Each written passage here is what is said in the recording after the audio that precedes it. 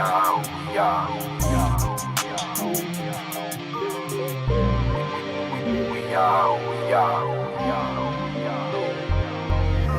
had to hit the pavement and slide. Night owl, late nights, tryna pokeball a vibe. All these secrets, no surprise. Most of us live in the sky. See, we are who we are, even when the night dies. Never had to hit the pavement and slide. Night owl, late nights, tryna pokeball a vibe. All these secrets, no surprise. Most of us live in the sky. See, we are who we are, even when the night dies. I got back up on my bullshit and I ran a couple max. Kept it smooth, yeah, I cruised when it started running laps. Different venues in rotation, you were chilling in the pack. I was blowing through the stash while y'all began to chat, talking about loyalty and how you got each other's backs. And I'm screaming deja vu, cause I know it's all cap. It's a shame, y'all the same, yet I'm still hoping for change. I'm deranged in my fucking brain, letting y'all lay claim. Self-reflecting, that was my mistake. I was bug-eyed, saw more than my heart could take. I was selfish at the kickback, I done overfilled my plate. Now a fork's all in the road while I'm here gripping the blade. All these blurry figures pretend like they're all amazed. Tippy-tappy to what's happening, I'm quietly making waves. Mr. Next Guy almost snapped, rewind that, we saving face. Yeah, we barely scrapped the surface, but we now changing the pace. Yeah, I'm coming for what's mine, cause I'm destined for my fate. Never had to hit the pavement and slide. Night owl, late nights, tryna pokeball a vibe. All these secrets, no surprise. Most of us live in the sky. See, we are who we are, even when the night dies. Never had to hit the pavement and slide. Night owl, late nights, tryna pokeball a vibe. All these secrets, no surprise. Most of us live in the sky. See, we are who we are, even when the night dies. Late nights got us moving, we moving. Late nights got us looping, we grooving. Drink right, get high like it's a movement. Secrets of the night, trapped inside, left to illusions. Which version of me you like best? I'm too closed off, then I'm too chill and fail the test. I'm not that impressive, I'm just chasing what's destined. This too commercial for the lack of interest. Lust is cool, but busting leaves us feeling a fool. Tell me what's the move, it's 2 a.m. we grooving. But tomorrow's gonna prove I'm nothing but a pawn that you using in truth. My hormones don't hit me like they used to. It takes a lot to get me up, and you ain't worth getting caught. I need to focus more on dollars, these travel costs are adding up. And no, I can't bring you a number, but shorty, I can write you into the verse of a CC song. Not even my own track, I ain't fuck with you like that. The version of me you like is an internet character. I'm feeling more like an unpaid actor than someone who wanna smash. I'm thinking I'm gonna pass, this groupie shit never lasts. Once upon a time I probably fall in line, let you do your thing and create drama in my life. But now I'm getting older and my heart is getting colder. Still debating therapy, finding brains that are bolder. Oh, I know all about the tangled webs we weave, all the subtext in secret silly speech. Like cause I can remember things your pussy rap for me. Like maybe I'm a different being, sorry you a memory. Never had to hit the pavement and slide. Night owl, late nights, tryna pokeball a vibe. All these secrets, no surprise. Most of us live in the sky. See, we are who we are, even when the night dies. Never had to hit the pavement and slide. Night owl, late nights, tryna pokeball a vibe. All these secrets, no surprise. Most of us live in the sky. See, we are who we are, even when the night dies. We are who we are. When the night dies. We are who we are. When the night dies.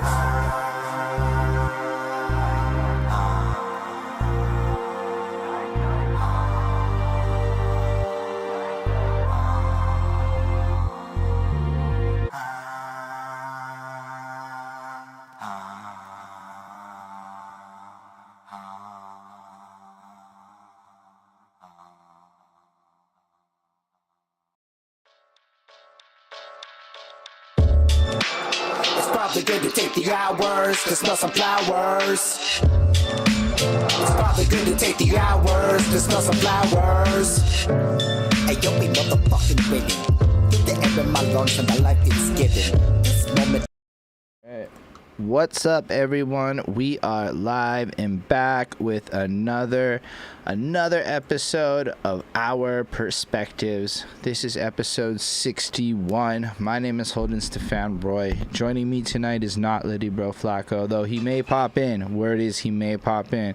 But he's out there doing fancy things like taking clients to dinners and stuff like that. And who are we to get in the way of him making his bread? So shout out to him for winning. And if we see him, we see him. On the other side of things, we have special guest for the night, Chris Chrome. It's almost like everybody? We're back in 20-something, before like the twos and stuff. I don't know when we stopped doing stuff. It's a blast from the past for those that follow from back in the days. And we have Chris Chrome with us. And in the unprepared fashion that we are, we will be speaking about the Kendrick Lamar pop-up show because we were able to stay up to date with that happening and all of the good topics with that. But real talk, we're going to make this show up as we go along. Again, for week 2, I don't know about y'all, but it's been hustle season. When you're a couple weeks out of vacation, you got to go a little bit extra hard in order to make sure you got all the finances and things in order to achieve your goals.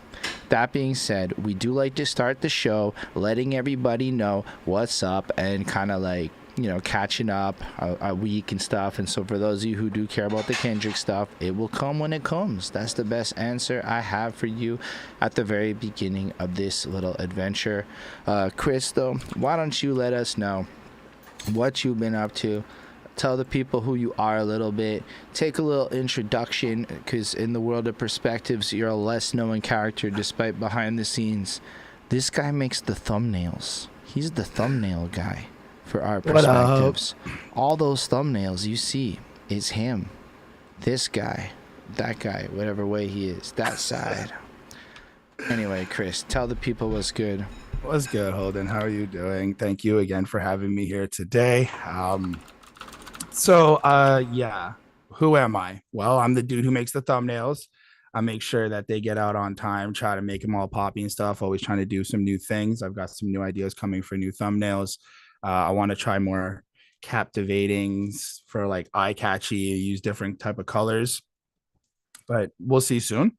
Lately, what's been going on? A lot of work, a lot of hustling, a lot of trying to do some overtime and just stack up on some bread. Trying to pay those bills, trying to get ready because I got a move coming in September. So I'm finally moving out of this place and then moving in with my girl in September. So that's going to be a whole big thing. And this weekend, I had to watch my mom's house and take care of a couple dogs, which was like the first time in a very long time I've taken care of like young puppies who are still kind of running around and getting into trouble and mischief. So that was kind of hectic. But tell us a puppy story. Give us something good. You just told us they were puppies, and you just glossed over that. So what was weird is, so my parents' animals, they are very they seem to be very anxious. They seem to be like, well, at least one of them is very anxious. It's a little Shih Tzu. She's like a small little puppy. Her name is Mia, and she won't eat unless my mom's around. So the whole weekend, like my girlfriend was like kind of sitting there by the food and trying to like force feed her by hand, one at a time a little bit. So that was a little bit of a weird experience. I'm kind of just used to the dog itself just going to do what it's got to do. The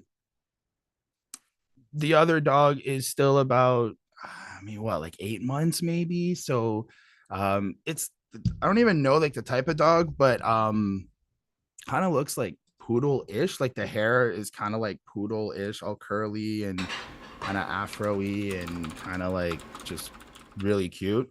But also it's not super small like a poodle. It's kind of like bigger and it's like average size.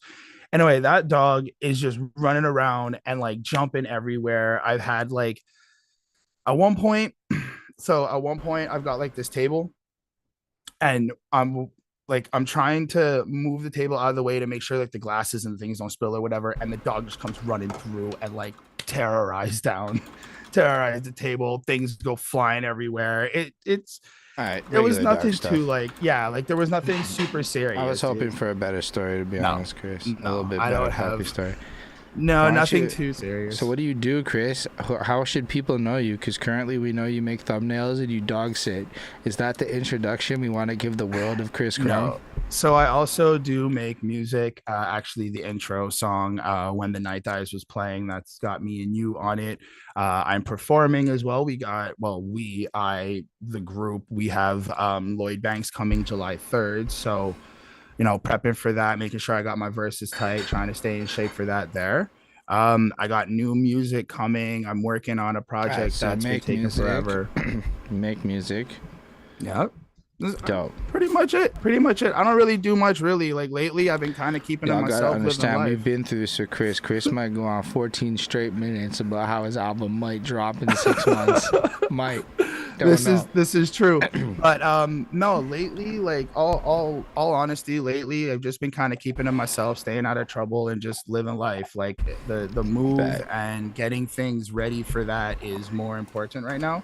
And making sure I got all the bills paid and all the money's up is where I'm at. So, thumbnails come in, do them, get them out, and just working on some music projects.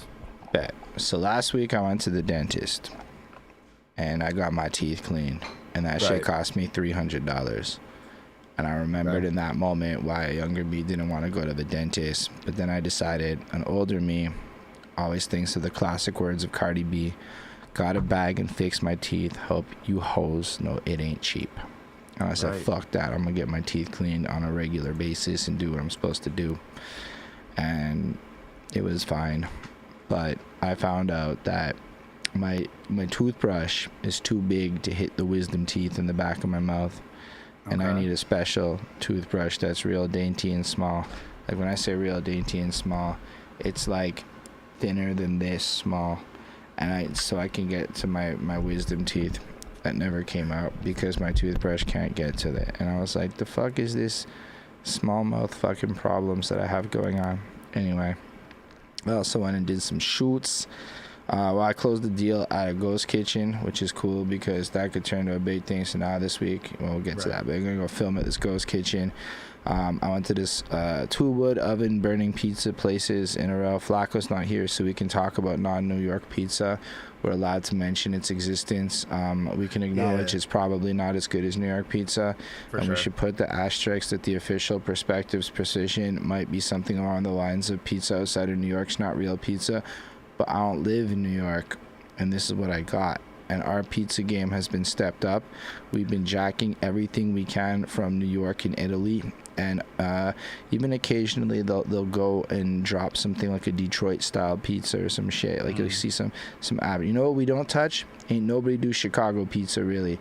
We don't have no real deep dish here. There's like a 1-2 place. Either way, I was out there filming at these pizza places, and it turns out that the one filming shoot I did wasn't good enough, and now we're gonna cover Canada's longest pizza. I don't know how thick it is. It's probably like this thick, like just like the length of like a piece of bread or whatever. This like Arab bread shit they got going on. It was super delicious. But then it's like just long, and it looks like 17 kinds of pizza fucking strapped in. It's like fucking giant. It covers the whole ass long table. And that's going to be going on. So I'm, it's excited to know that we have the longest pizza in Canada. See, that's why Flacco's like, fuck your pizza, because, and I no disrespect to that restaurant, I am all about these flexes, but he's like, we can just say we have the best pizza. We don't have to add other things. I mean, other than that, I was Ubering, doing my Uber thing, making fans, playing my Flowers song, getting love, making money so I can pay for Puerto Rico. And then I guess I was on the radio for like a smidge last night, but mostly I was just at the radio. And that's my week summary.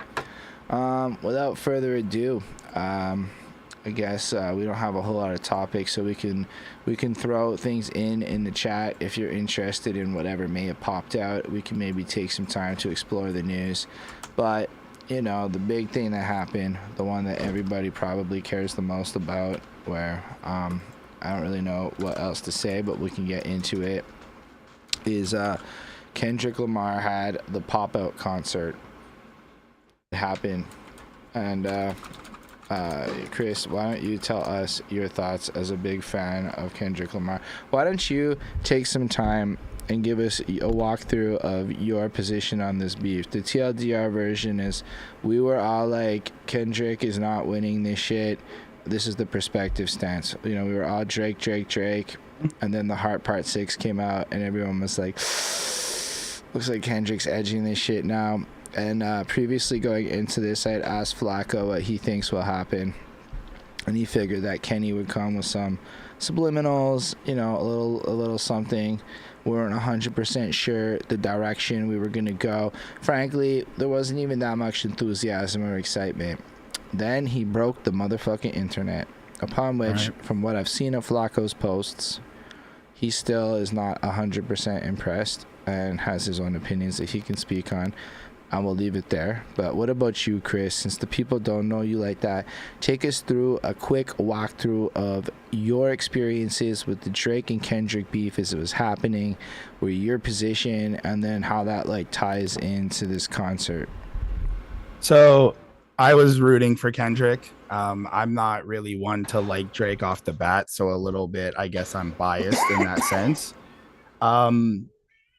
I honestly, I think both artists did really well. I like how Kendrick was just, it felt like he was just more strategic, but then I can also appreciate how Drake is just, he makes really good music. So I do think they did their best. They tried to go at it, but what I kept saying in my personal conversations and what I kept saying like off mic was, this isn't about the actual rap battle, to me at least, my opinion, my perspective. It's not about the rap battle. It's not about like what's being said. It's about the optics of the situation. And when Kendrick started like kind of doubling down on the PDF file allegations and like all this like weirdo kind of cases that are happening around, it's like once you start looking at like the way Drake is perceived or like videos that may have been edited or not, or real videos or however, it does kind of look odd.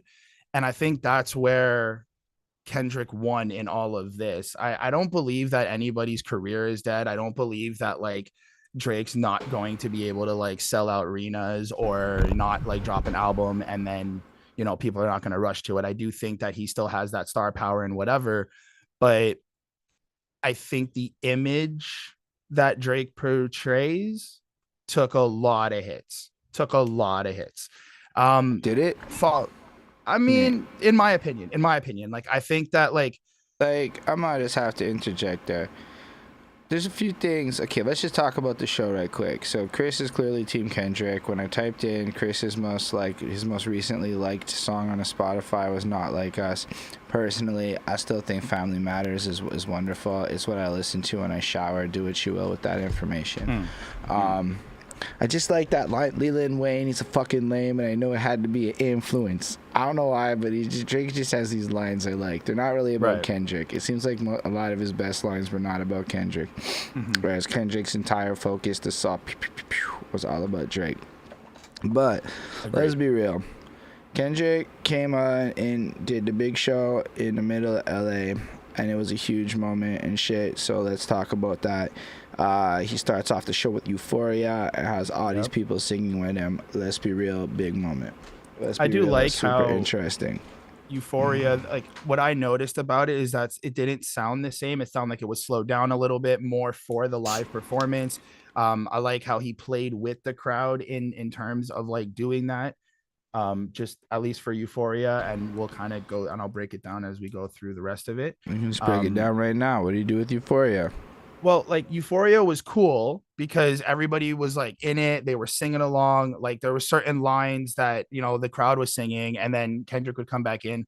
I did feel that throughout the show, though, it seemed like he kind of relied on the crowd a little bit more because it felt like not that he forgot lyrics, but just he dropped a couple lyrics. He wasn't like not everything was said. I feel like he cut out a little bit more, expecting that the crowd would kind of carry it a little bit. So I was just like, did. I couldn't hear it from at least the video. Yeah, but that's because like this. all the time in these videos, the crowd doesn't come in right because the mics are kind of focused on Kendrick, which is gonna have a bunch of background removing noises, kind of suppressing it. But like the fact that the crowd is loud enough to cut through technology just goes to give you a sense that there's enough people doing the backlips. Like, 'cause I want to give Kendrick his props. To me, the way he did that was deliberate. Like there was an expertise in knowing exactly where to let the crowd carry it, and he basically turned, because if you'll notice, Kendrick didn't really come out with a hype man. It was him, and the hype man was the crowd. And I will give him a lot of props, dissing Drake with an arena full of people like that, having singing like, because I don't really like Euphoria like that. I think it's a lot of words. It didn't really captivate me.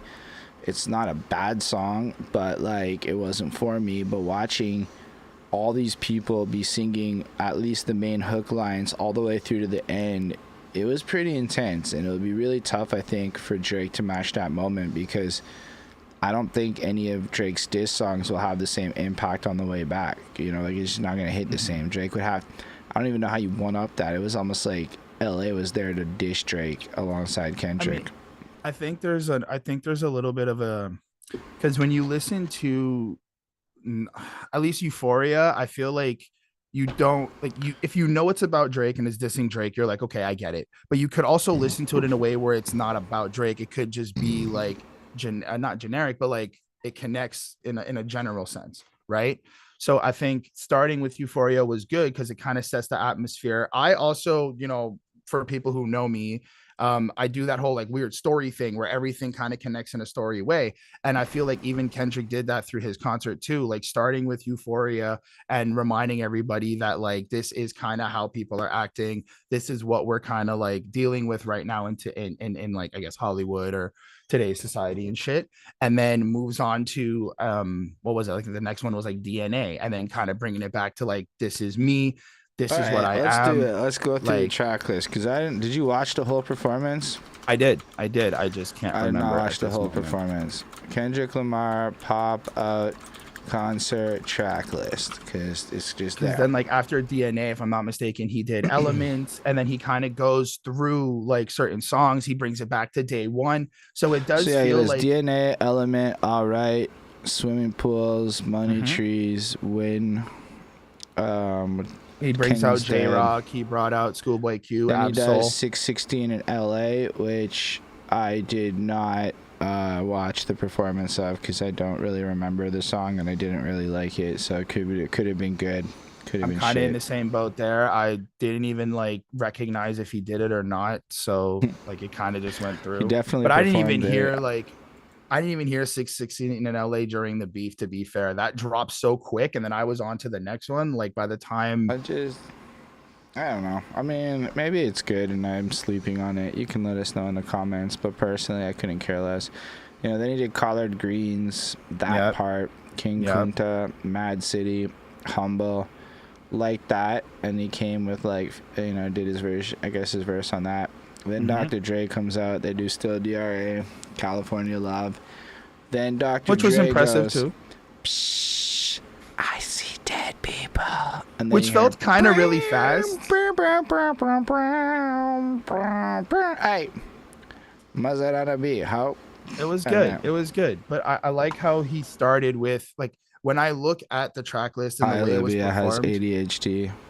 I feel like it actually fit this like narrative. And yes, you could look at it like, oh, he's dissing Drake and like, look, he's being like, you're not like us, and these are all the reasons why, and I'm really like, it's in my DNA and all these things. But you can also look at it as like Kendrick's kind of showing everyone like, this is real, like this is who, like say real culture, real rap, real this. At least that's how I was good photo op. Literally, yeah, it was a good photo op. I mean, then like he does Not Like Us 5 times in a row, which like I'll be honest, it did feel. So he does the first one and he cuts it off at the A minor, and then everybody just keeps it going, and he's just like dancing, like run it. Then he runs it back, and the crowd sings it this time, and he just and I'm like, oof. It's bad when the crowd just does the first 4 bars of this song and you got like 20,000 people calling you a pedophile. But like, it's not a good look. So I think where I was like, what if this is just because it's the biggest song? Like, I mean, if we take away the fact that it's a diss, which I guess we can't, but if we were to take it away and just be like, this is the hottest song, it would have just been a bunch of encores of the hottest song. Yeah, but like the fact is that the way he planned, and he planned this so deliberately, he does the first one, he does the second one, which has the crowd singing it, because I think he wanted to drill home the point that everyone in that room felt that way too, which fair enough, they did. Right. And it's pretty fucking intense to have a room full of people singing word for word with a fucking diss song. That's big, because this shit barely dropped and everybody knows all the words already. I mean, yeah, it's been a couple months, but relatively speaking, it's a big thing. Then he cuts it, then he does it the third time, which he finally does it in full. It finally gets to the "They Not Like Us," because he didn't let anybody do it yet. He cut it before it. And then the crowd's just doing shit like "Oh, be ho," and the fucking singing along all on their own, just building this moment. Then the fourth time he brings out DJ Mustard and all these people, and they start filling up the stage. Then the stage gets full, and we have the big unity moment of LA gang members and other such people on stage. They take a picture that may as well be the cover to Good Kid, Mad City. No, sorry, To Pimp a Butterfly, but like in a modern era, and it's a huge moment, solidarity.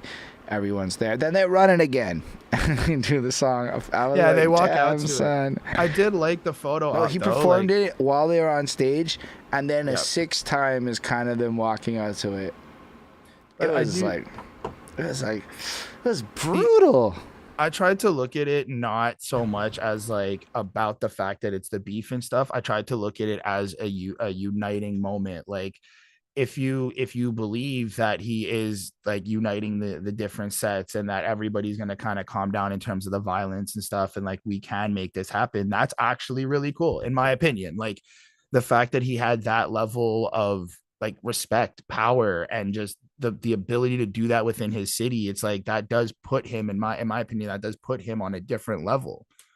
Like, I don't know. I just thought that was super cool. I mean, he created a big moment, and I don't want to put any disrespect on the moment. It's really cool. And, you know, having the weekend there, having like this solidarity of people that came through and are showing support, having, ironically, Dr. Dre, who even that caused some controversy. This is where it gets kind of weird, like where you can't really do anything right. People were mad that he brought Dr. Dre up because of the whole D Barnes situation, where it's like literally the one thing Drake seemed to have on Kendrick was that he was okay beating down on a woman, and then he brings up in platforms. And again, I don't really think this is like Dr. Dre did some shit a long time ago, and I don't know if he's sorry for it or not. My understanding is he has since apologized and whatnot. But like, if we run the whole gamut of people that like actually have done some bad things, like, yo, Snoop Dogg was like, by his own admission, a literal pimp in like the 90s and 2000s. Right. Like, he just wanted to be a pimp, so he became a pimp and supplied ladies to all the celebrities out there. And it's like, I can't say he did anything like vile or anything, I don't know, but like, if we really run through the list of famous people and everything they've done, quite a lot of them have skeletons in their closet that we're super willing to overlook for the sake of the art. So not to like defend Dr. Dre's past actions with D Barnes, that seems like I don't even know that much about it, but not on board with that. I will say that it would be wildly hypocritical, I think, of a lot of people to criticize Kendrick so deeply for that move, and just overall like not run the full checklist of everybody they ever fucked with in a famous world and like really cut through it, because we let way too many famous people who've done way worse things still be famous people. Like, why, you know what I mean? Or maybe I'm just missing the point on this, but no, that felt like I a agree. really ridiculous criticism of that. Otherwise, having Dr. Dre there was like, fucking bodied the situation. I think it's because people just are trying to find something to hate on and want to criticize something. Like, at the end of the day, I'd like to believe that the same people who are criticizing, you know, Dr. Dre being there are probably listening to Dre in the background. Like, may or may not, I might just be reaching, but like, I just believe that. I think it's just people who are trying, who just have nothing better to say and who are trying to hate. Cause like, look, you can also have the same conversation about Chris Brown, where it's like Chris Brown, you know, with the Rihanna thing, but yet he's still loved and people still, you know, go to his shit and want to do that. I agree I with mean, you. he still Like, kind of lives with the ramifications of it. There's still a lot of people that will never fuck with Chris Brown over that action. but then wouldn't that be the same as saying with Dr. Dre, where like the ramifications are if you have Dr. Dre on stage and you just came out of this beef where you're alleged, like you've been accused of, you know, beating your wife? It's like, isn't that just the ramifications of having Dre at your show? I mean, I'm just saying people kind of focusing in on that was kind of not my favorite argument.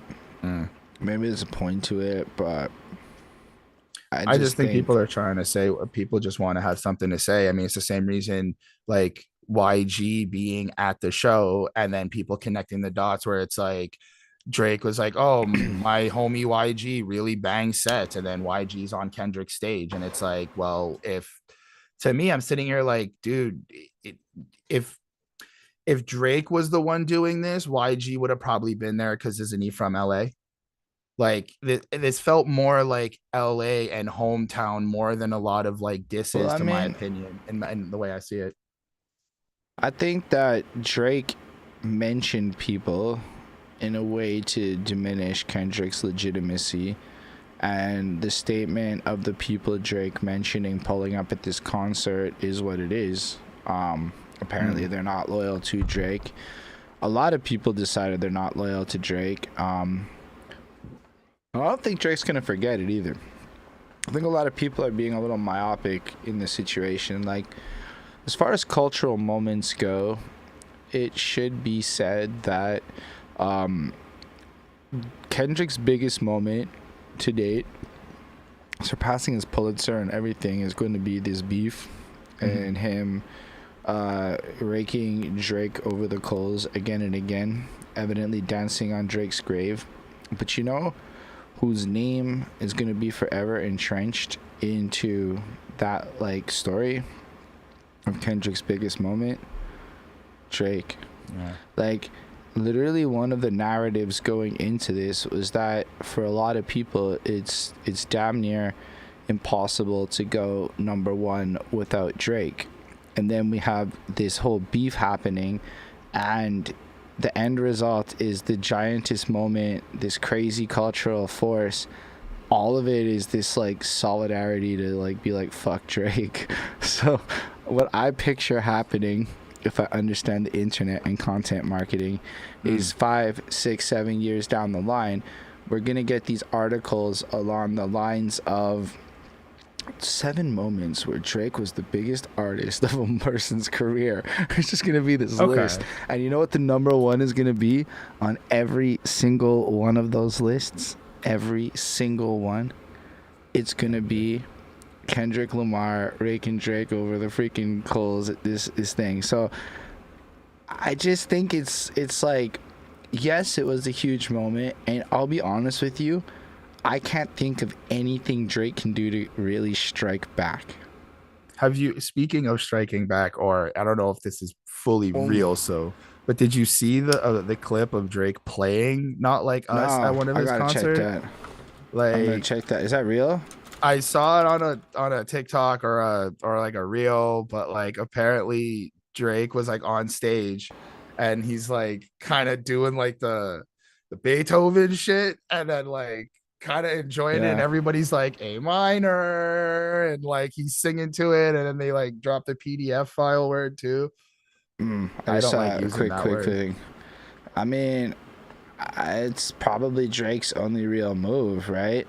Is to let people know that like it doesn't. It's not affecting them. Yeah, it's like, tough, but I think that right now what I'm at is we have to wait and see what the next projects are. Like, I do believe Drake can probably drop a project that will gain him his streams, gain him his money, and put him back on the charts. Or it's not like he's ever left, to be real. He's still up there. So, but I guess it does depend on what the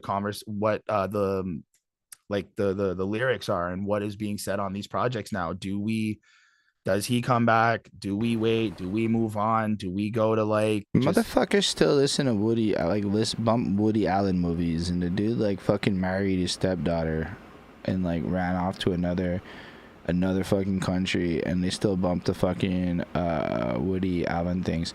They were dropping so frequently that why do you think it's all slowed down? I mean, we've discussed that in the past, but if I were to hazard a guess, is his adopted daughter? Yeah, right, adopted daughter. That's correct. Either way, that's some violent, weird shit. What weird shit, and people will like still bump Woody Allen shit to this fucking day, because like people are wildly prejudiced in the things they fucking care about when it comes to celebrities. Like if you really like that shit, you're gonna fucking overlook things in the weird prohibitions we apply. But I think that it all slowed down because all of a sudden $1 billion asset was being called a pedophile, and then another $1 billion asset was being called a wife beater. And like these motherfucking people are worth a lot of money, and I'm pretty sure they have the same boss at the end of the day. Like if you run it up the chain, they're both they're both like, I just picture them sitting in HR right now, like, hey, yo, guys, I know you got some problems, but we got to keep it outside of work. But like, you know, I just think it got to a point where the really corporate people started to send some emails and shit, cause like that, or it really got taken to the streets. Like that's the other side. I don't think that happened. No, I think if that had happened, we would have heard of one too. Like it's not like, unfortunately, the streets is all about keeping their mouth shut. There's entire gossipy things that are coming through all the time. There's just channels dedicated to it. Usually they have AI voices and hide their identity because, I mean, that's what they do. They spill tea on some hood shit. Or sometimes I indulge because I can't help how white I can be. It's so good, especially like watching the Toronto Mans ones. Just Toronto gang people doing Toronto gang shit. I can't help it. It's just out there. Otherwise, I wouldn't know what Jane and Finch is, and I would have, I wouldn't know any of this if it wasn't for people on the internet telling stories. Right. That being said, I think it was corporate. I think it was also like the people were starting to react in ways that weren't exactly like what people were hoping for. Like, yes, Kendrick's reaction is there, but there was this bigger sense of this is getting fucking weird because these lines are starting to get like really personal. There was no proof, and like, let's be real, even with all the allegations against Drake, there's still no proof. It's just a lot of weird shit. And with Kendrick, there's still no proof. I mean, Dave Free and his wife were at the show, so. But that's where like I circle back to, like, I think this battle was about completely destroying the optics or destroying like the perception and images of somebody, right? Like there is videos of Drake hanging out with like, or but like we knew this. This is I know we know this. That's not what I'm saying. It's just that's okay. I guess maybe that is what I'm saying. We knew this, but now that it's brought to light in a way where it's like you're kind of being told this now. Like we all knew this, but nobody put the PDF file word on him. And now that you throw that on him, it now looks weird. This was a hot topic like 4 years ago. Like this, maybe younger. I feel like this was a real topic. This is what happens when you don't follow Drake. I feel like people made all this shit when the Millie Bobby Brown stuff came out, and I'm like, is there a lot of static when I speak? Let me do something right quick. I'm still gonna do something right quick. 1 second. Working. Is that any better? That sounds a little bit more clear.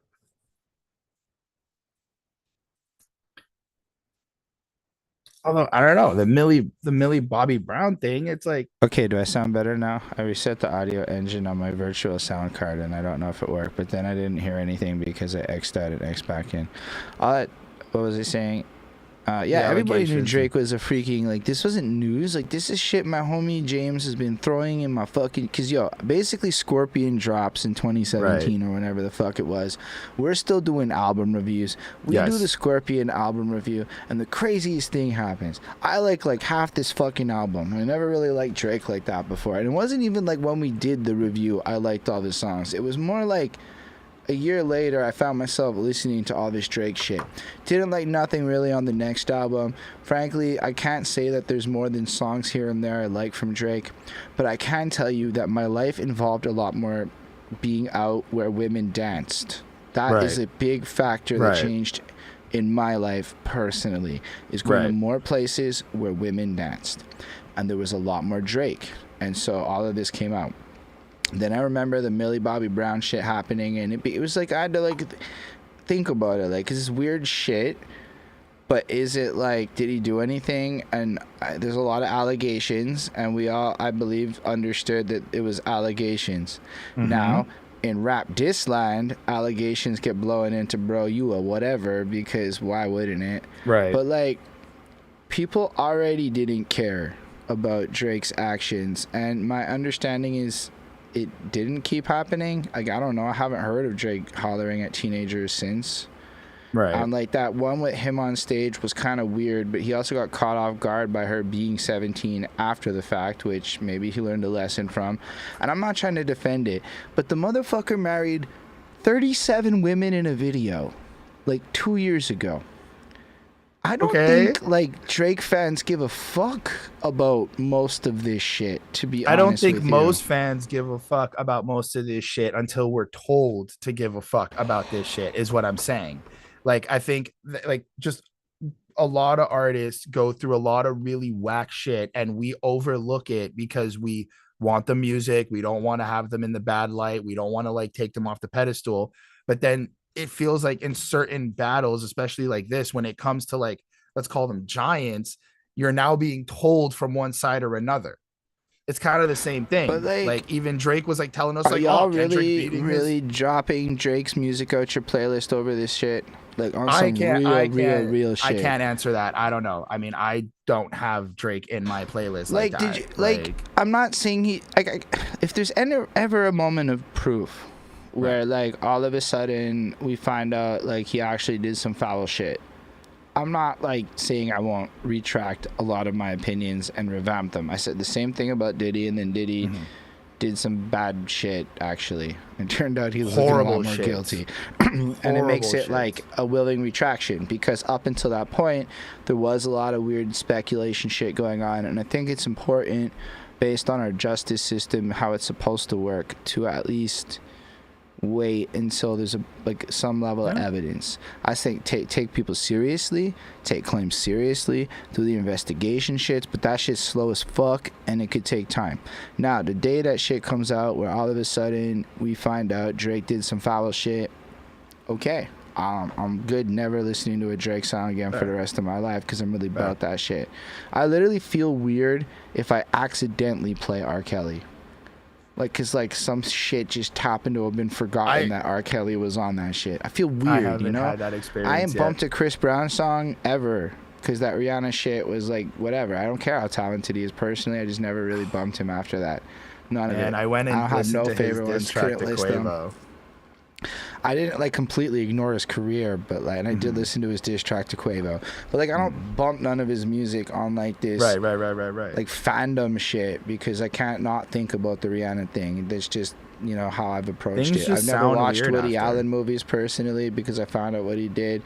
Even Eminem, like after he made that weird joke on Music to be Murdered by Side B, where he was still making jokes about beating women like right off jump, I found it hard to like listen to his music after. Like, bro, like you didn't, like you're making jokes about the wrong things, in my opinion.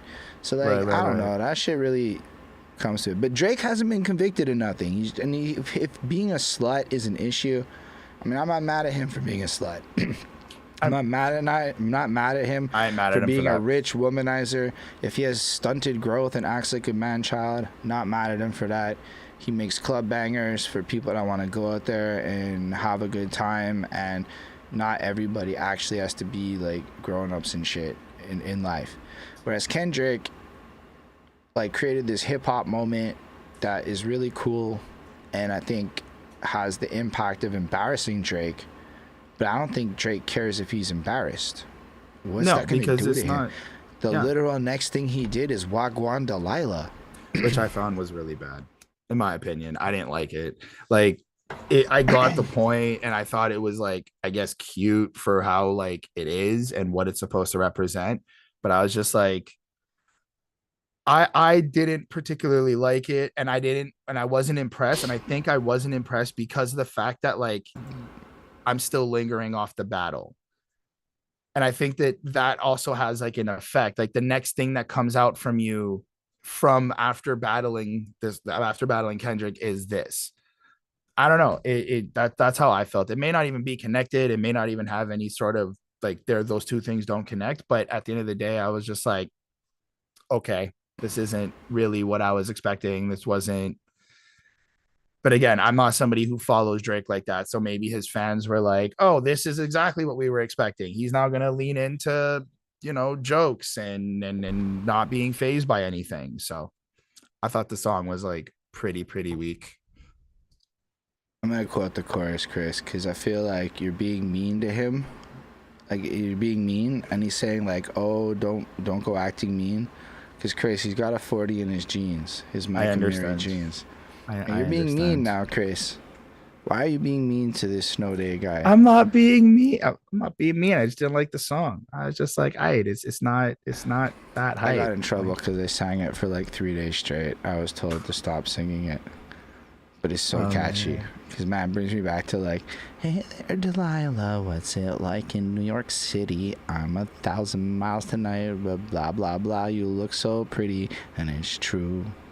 I mean, that shit's my like youngster. But that's also like, I'm seeing there's a lot more. Though, that song fucking sucked. I hated that shit when it was on the radio. I like that song. When it would be like Buzz like Cut, the original. because we had 99.9 The Buzz. Buzz Cut, plain white tees. Hey there, Delilah. It would be like snooze, because I didn't really like that shit. I like that. I have memories of singing that in the car on road trips and stuff. So like, I have like a nostalgic connection to that. There was so much fucking overrated music from that era, like Modest Mouse. Everything to do with Modest Mouse. Who? No offense. You didn't listen to alternative rock from that era, did you, Chris? No, you were just on your Lil Wayne shit. No. Probably Lil Wayne, Eminem. I had access to like LimeWire and stuff very young, so I was building my own playlists. Like, you were like from 12 time or younger. When this shit around came that out. time. Around that time, I had like a little little Walkman thing, little MP3 player, not a Walkman, but an MP3 player, like 10 years old. So I was like building some of that stuff. But other than that, I got sucked into this like rabbit hole of Kick, and I was just like, what happened? Wait, what? So like, Kick, we're on Kick, right? No, we're not on Kick anymore. Maybe we're not on Kick. Should we be on Kick? I don't know. I couldn't decide don't know, if man. it was worth being on Kick. Because I couldn't, like... you know what it really was?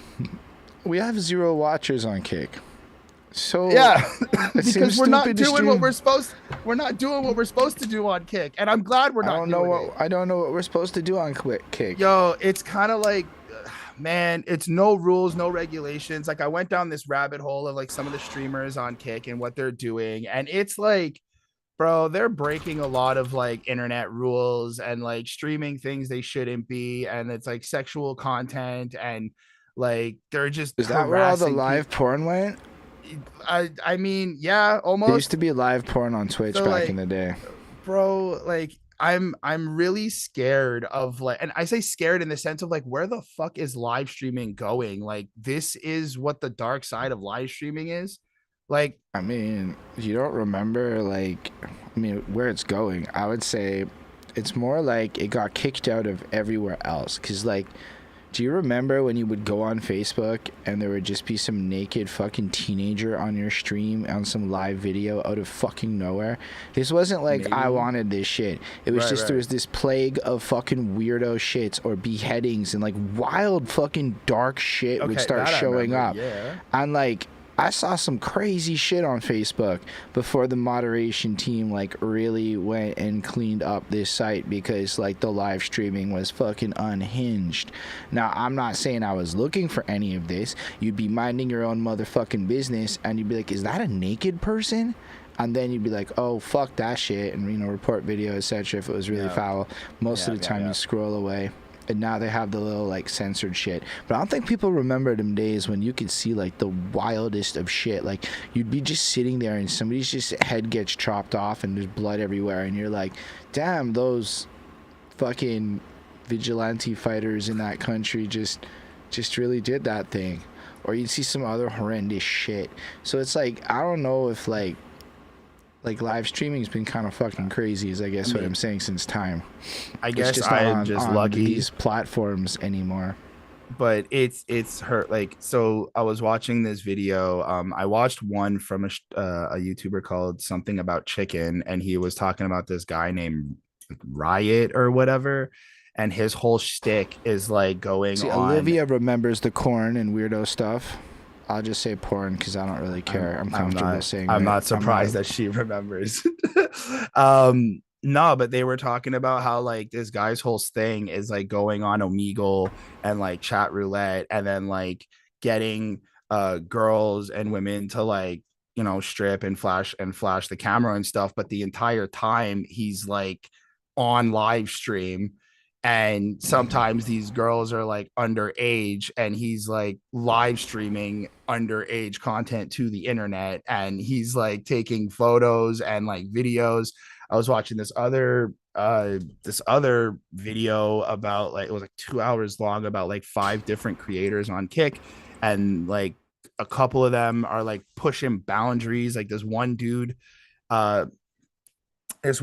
was like, suspended something.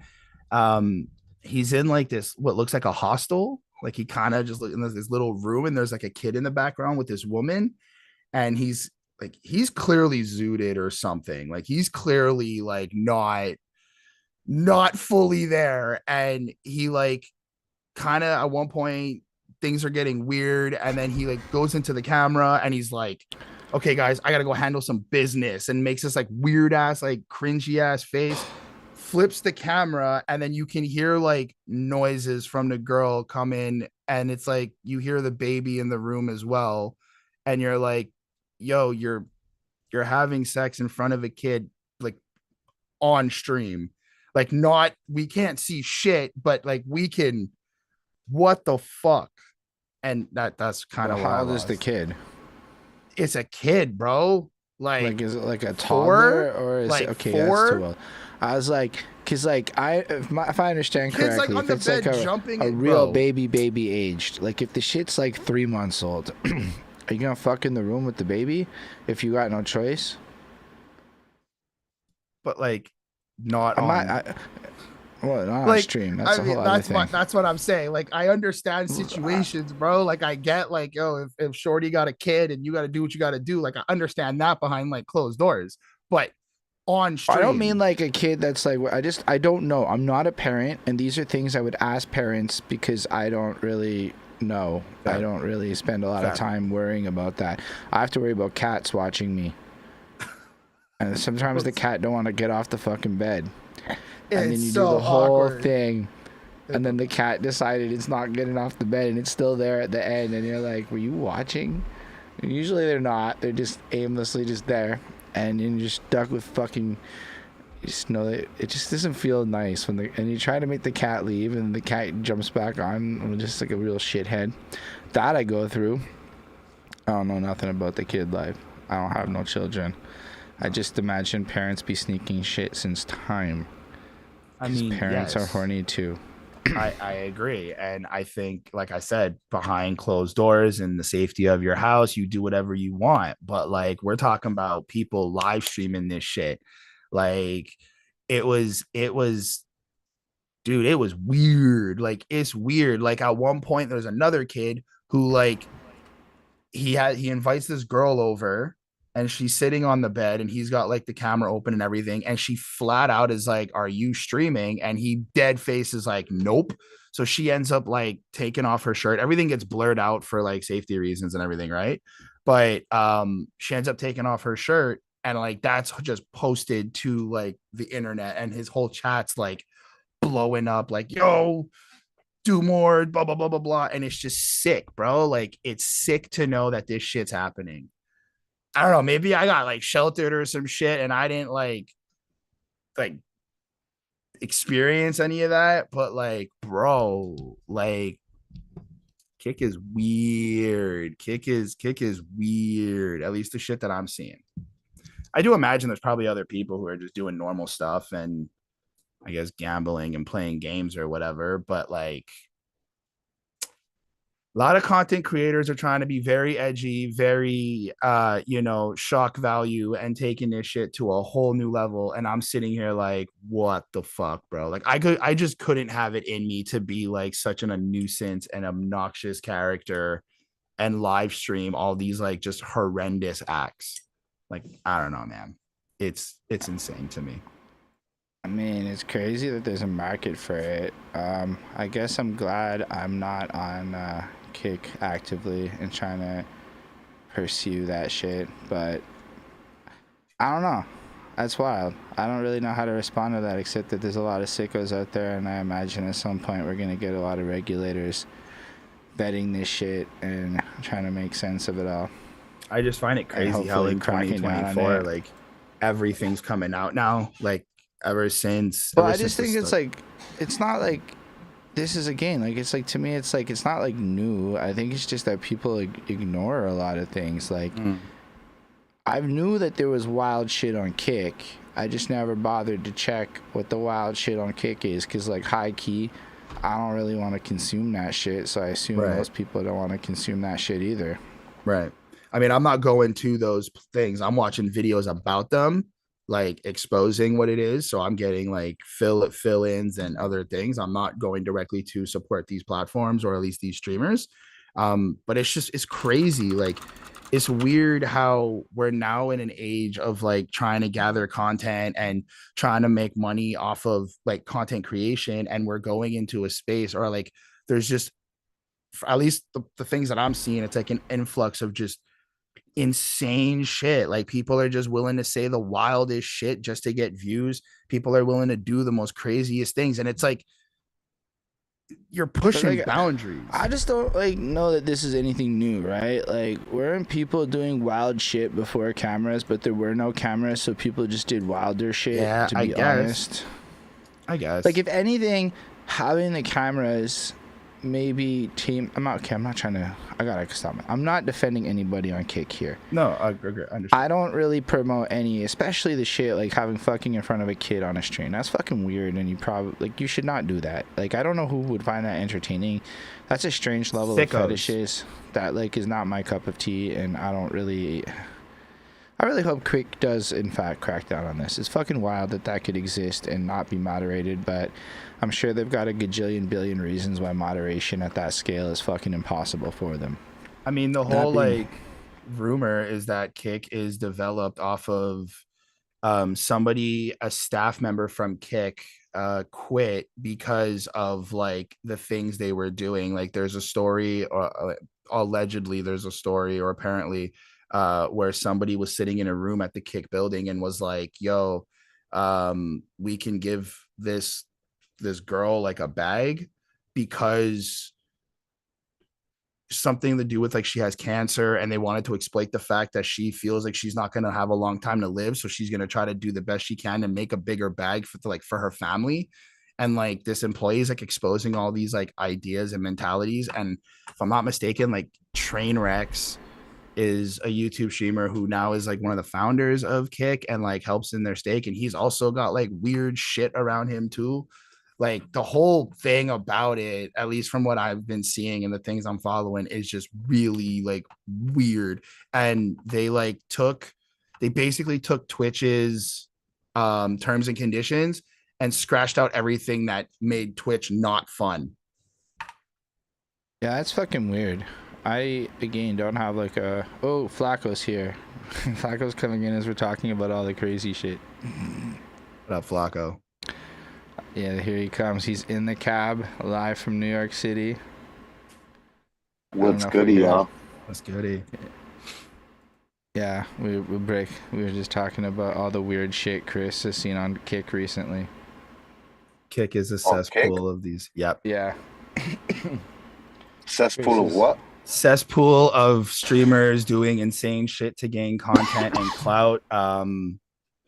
We were just kind of going over a few stories. There's like people having sex in front of kids on streams, not directly on streams, What? but like flipping cameras over, and like you can hear noises in the background of like Shorty making noises, and the kids just they're jumping, and like he's kind of like nah nah nah. And there's like other streams of like and there's like other streams. I wasn't expecting any of that either. There's this one. I can send you the 2-hour video. I'll link it to you. Don't worry. Oh, please don't. Okay. I'll take your word for it. Fair. There was this dude, and I was tripping because I was watching with my girl, and we were tripping over this. Like, there's this one dude who was he had this girl come over, and she full on asks him like, "Are you on stream? Are you on camera?" And he's like, dead face, "No, I'm not."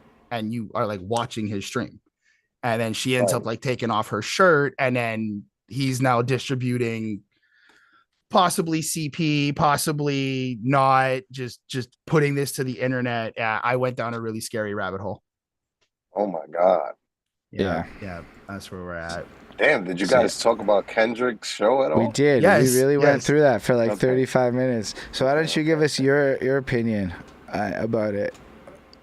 I mean, man, I don't like Kendrick, so people know what time it is. No, I'm just kidding. I mean, I was a huge Kendrick fan up until Good Kid, Mad City, but everything after definitely felt like he was rapping like he was trying to free slaves.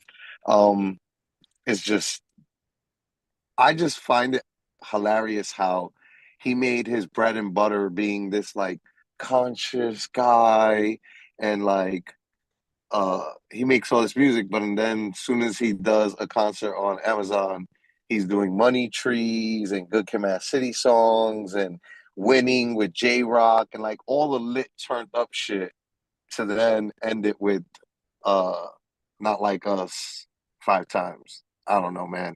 Seems like he's definitely trying to milk the moment. Hey man, some people don't know how to act when they win, Interesting. is my assessment of it. When I win, when I see I'm beating people down badly, I try to be as gracious in my victory as I would be in my defeat. I like that. But if you haven't ever won before, then you're not going to be gracious in either. And that's my assessment. So you think he wasn't humble, essentially, in his winning? Mr. Humble was not humble indeed. He wasn't very humble on Humble either, if we're being honest. No, he wasn't. I gave him his props on being able to unite and make it a whole moment. That's what I enjoyed. I tried not to look at it so much as like a diss and like trying to beat the coffin with Drake in it. It was more just like, this is a moment for LA. He was definitely doing that. I mean, he was definitely doing that, but I was trying not to look at it that way. I was trying to be like, what are you trying to present here? That's what I took from it. Copy. I think he did well. I enjoyed it. I do think that playing it 5-6 times is a little overkill. I was like, he created a moment, and it will be hard. My question is, how does Drake actually respond to this moment? Like, does he create a big moment? Because if he does, did you guys see the video that's been floating around online of like supposedly Drake at a show dancing to the song? Yep. See, I'm not crazy. Did that actually happen? I saw the video. Happen. I saw a clip of it very briefly, and it looks like he was turning up to it, and he was in fact singing with the crowd and just embracing it. But to me, that's what Drake does. He embraces the memes, he runs with it. And then, like I was saying, if you didn't care about Drake being a pedophile 4 years ago, you probably don't care about Drake being a pedophile today. despite it Right. being an awkward bar in a Kendrick Lamar song. Yeah, I think it's a reach, but that's what rap's about. A lot of reach, a lot of bullshit, a lot of lies. I saw a lot of Mm. people talking about how, oh, if you don't know hip hop, um, people equating this to a hip hop thing, and that the reason that Drake is getting uh shitted on is because he's not real. Like, what kind of guy that did Best I Ever Had type of songs later on talks about, don't make me, wild out or X, Y, and Z. And like, I just like to remind everybody that a majority of all the 90s rappers that are so called like hardcore MCs from New York City, like Mobb Deep, for example, they were both two really short guys. Prodigy was not like that at all. He was from Long Island. He was not a tough guy in any sense of the word.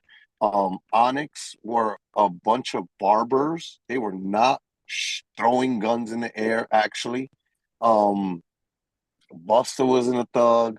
Redman's not a thug. Meth, Method Man worked at Statue of Liberty. Like, a majority of these rappers all were spitting figments and bullshit. So if what's good for the goose is good for the gander, then that means that, everybody should be, decried for their bullshit. Majority of the rappers were not living the lifestyle that they talk about. And uh yeah, Oh, so oh, if Drake is guilty of being a fake, then so is a majority of everybody's favorite 90s superhero rappers. I will just add to it too. Drake's worth like a serious amount of money now, like an astronomical level of wealth. That Hmm. like your world is different when you're worth that kind of money and you're constantly surrounded by security, and like he's probably not lying when he mentions he has people around him that would do things for him, because he does have people around that would do things for him. Oh, I don't know he that he absolutely does. I'm sure of exercises it. that. I'm not saying he exercises his options. I'm just saying that he's aware of his options. And so, like, I'm Hmm. sure the Drake that came out of Degrassi wasn't the same Drake that he's been for the last decade, especially having rolled with Lil Wayne for years. That probably introduced him into a very different world than he was prior to that. Yeah, Yeah. agree. And I mean, so, Agree. I don't think that Drake's not living. I don't think that Drake's fake. I think a lot of what he raps about, he literally lives. I'm not gonna think he's fake. I just think for me, that's not what I'm looking for in music so much. I like to have fun. I like to party, but I'm Hmm. also the reason why I like to listen to music and maybe why I like to listen to Kendrick is because I like to grow with music and learn from them and stuff like that. I don't particularly learn so much from Drake. I don't think anything bad's gonna happen from this, to be fair. I don't think Drake's gonna like fall off or nothing. Um, if anything, this is just gonna help him get more spins, help him get like when he drops his next project, we're all gonna be waiting. And like I was telling Holden earlier, I think that that's where we're at. Right now, it's just Kenny did the show. It was lit, in my opinion. And now we gotta wait and see what the response is. Maybe Drake just comes out with an album that doesn't even address anything, and we're finally back to champagne and women, right? Yeah. I mean, I mean, maybe he finally puts out that Illmatic that everybody's been asking for all these years, the full rap album from Drake. Mm. Um, I tell you this, what I've been like taking note of more and more, as I've been like busy with work and dealing with my staff and the employees at the company. It's like I've been dealing with a lot of young people, and majority of the young guys do not give a fuck about this beef. They don't care in the fucking slightest, bro. I've been in this kid's car like at least 4 times this week. He's 19 years old with an Audi S8 or S5, I think it is, Nice. something like that. 2022. He has an apartment in Washington Heights with his girlfriend. 19 years old, plays nothing but Chicago and UK drill with sprinkles of dembow and 90s rap. And like songs from like maybe 5, 6 years ago when he was probably like fucking 12, 13. You Mm. know what I mean? And Mm. in those songs are some Drake songs, and he hasn't stopped playing them. You know what I mean? So like Drake is still winning stream wise. It's kind of Yeah. like when everybody talked about the Puffy thing, the Diddy thing.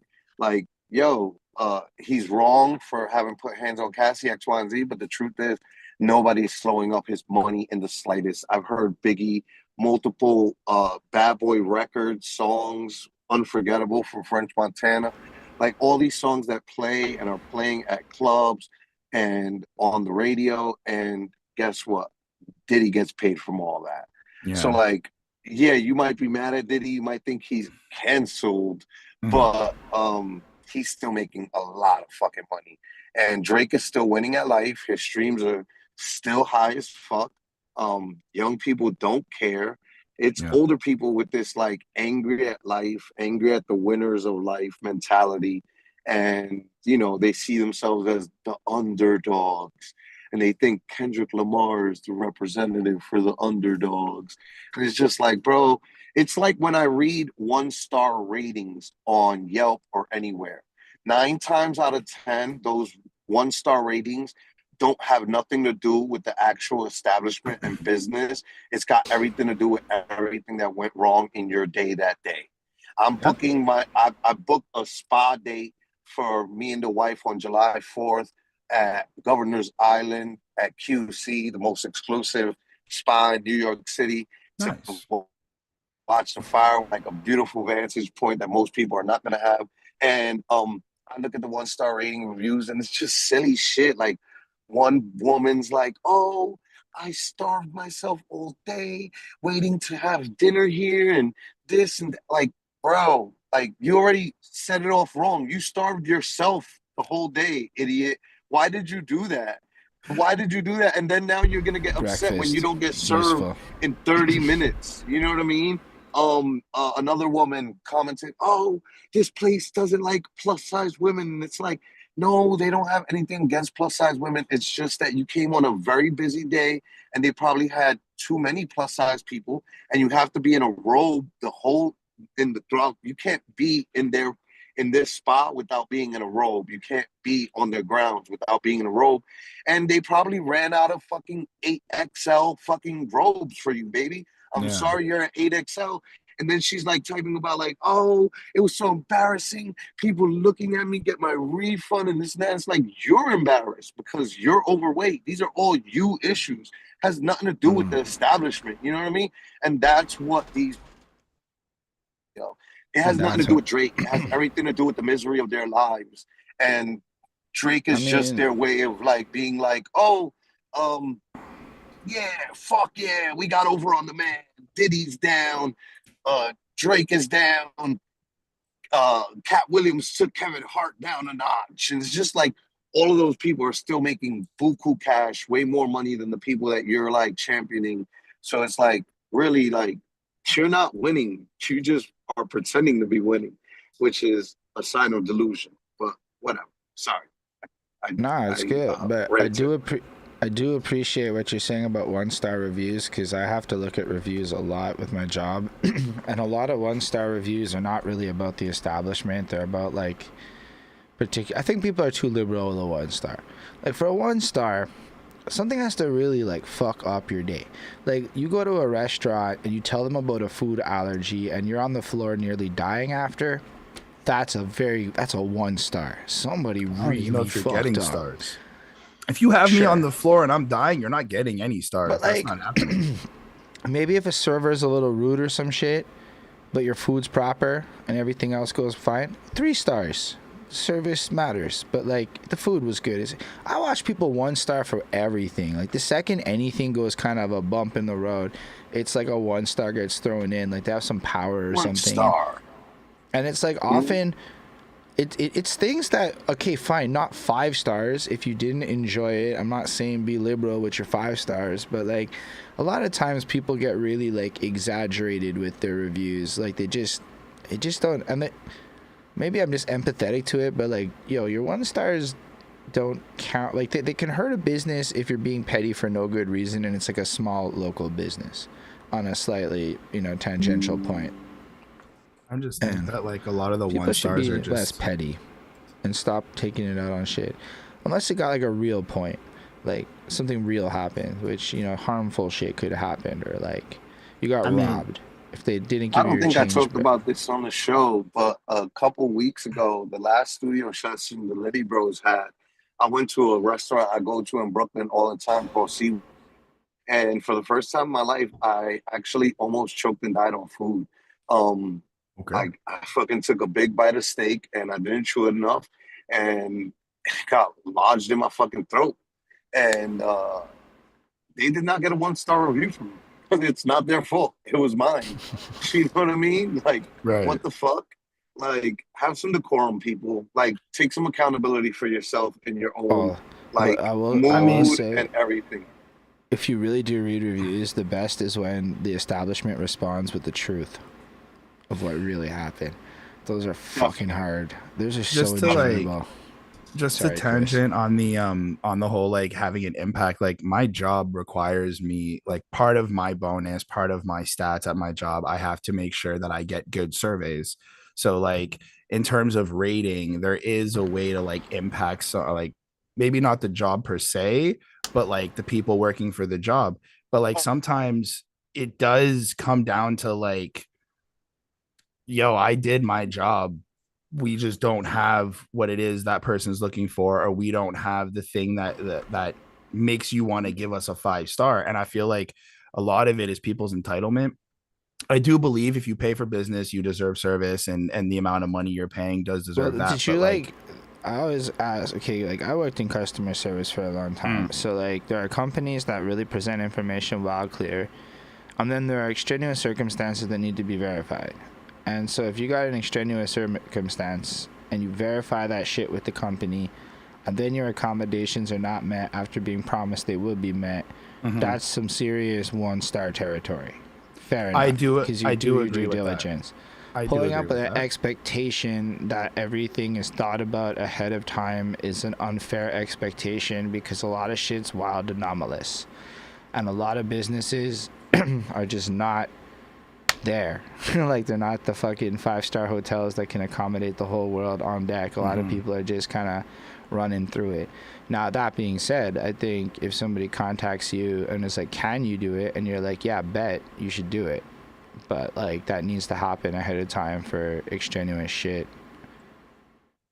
Yeah, listen, for example, that spa that I made the reservations for. I made the reservations for July 4th.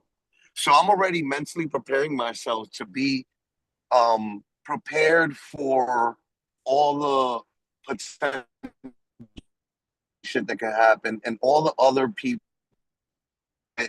trying to have their best day ever and getting upset because the world isn't bending to their will. You know what I mean? Like I'm already preparing myself. Right. Don't let nobody ruin your day. Don't let nothing ruin this. It's a date night with the wife. I'm taking her out before boys' vacation. You know what I mean? Like it's one of those things where like, yo, if you want to have a bad time, you're going to have a bad time. And if Yep. you want to have a good time, you're going to have a good time. And to agree with what you were saying, Chris, let me tell you something. I've affected wild people. I've through before of doxing people, but 10, 12 years ago, when racists would like pop out on Facebook and like say some racist shit, I'd go to their like profile, go to their job, contact their job, and start calling the like main office and tell them about their racist employees. This was before doxing was really a thing like that. Like that was what like the Viva la Mesa was like built on. That was like our camaraderie. All of us fucking together, like barrage hitting up company and getting people. We literally got multiple people fired before that was a thing Hold up. online. So you are the cancel culture for a minute. Yeah, I mean, if you're yeah. racist, you deserve it. Like to be Yeah, if you're fair, racist, like I mean, if I'm you're okay a with racist that. online, you should fucking definitely lose your job. Fucking get fucking, you know, You represent a company. You represent the people you work for, regardless of what you feel. Like a lot of Yeah, if you people, want to be racist online, you should hide your personal shit. I agree, dude. And that's just a part of the world we live in. Like a lot of people don't think about the implications that the internet has on their real life. Like they'll just say a bunch of wild shit thinking it's just some like fictitious world. But in reality, it's like, dude, you still represent a group of people. You still represent a company. You still represent your family nonetheless, you know? Like Nah, I it's mean, insane. I'm pretty sure I lost a job because when they checked out my Facebook, the fact that my cover photo was advertising that I was performing at a weed store, which is a questionable legal activity, kind of violated the part of my reference check that said, "Do you hang out with known criminals?" Which I lied about, of course. Because, well, I mean, I do need a hang out with job. I hang out with known criminals. Why would you admit that? Well, it turned out that it was pretty easy to put two and two together in my case because my Facebook snitches me out. Fuck, the known criminals on my page were like, haha, I'm a known criminal on my statuses. So I'm like, fuck all of you. And then this well-paying job was like, you know what? Business decisions, Holden. Business decisions to no longer keep working with your rapper ass. And I was like, fair enough. I didn't really do anything to lock down my profile, and I maybe should have given the money at the time if I'd really thought it through. But high key, I don't think I'm ever going to do that. If you don't want to work with me, you don't work with me. It's cool. But that happened, and like it made me realize that, you know, like you do get consequences from what you put on the internet. Some of them are beneficial. I get wild blessings off of how I present myself, but sometimes you're gonna get stung by the lifestyle choices that don't agree with who you is. Not just that, but you can also like, again, people don't realize what they say could affect your outside world. Like just having opinions on the internet could affect the people that you live around in your city.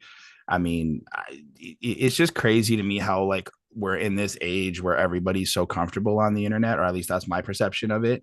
People are very comfortable to just post and say whatever they want to say, which is cool. Like I don't hate it, but like, man, sometimes and I guess it's just like kind of summing up everything, like just with the kick stuff and knowing that there's platforms that have these type of contents, and then knowing that there's a lot of people who just feel this sense of liberty towards, or sense of freedom towards, just I'm gonna post this, I'm gonna throw this out, and whatever happens, nobody can touch me. It's just wild to me.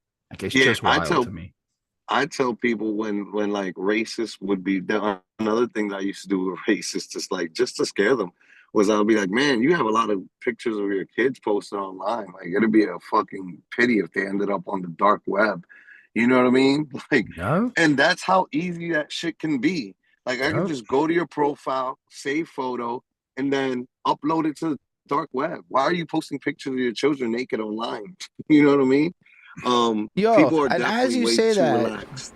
people really do be posting a lot of these weirdo naked baby pictures that I never Naked consented baby to pictures. ever see your kid's fucking ass in a bathtub because you felt Yeah. it was cute. I hate that Yeah. shit. I I hate it too. It's a real pet peeve. It makes me feel weird. Like, why are you?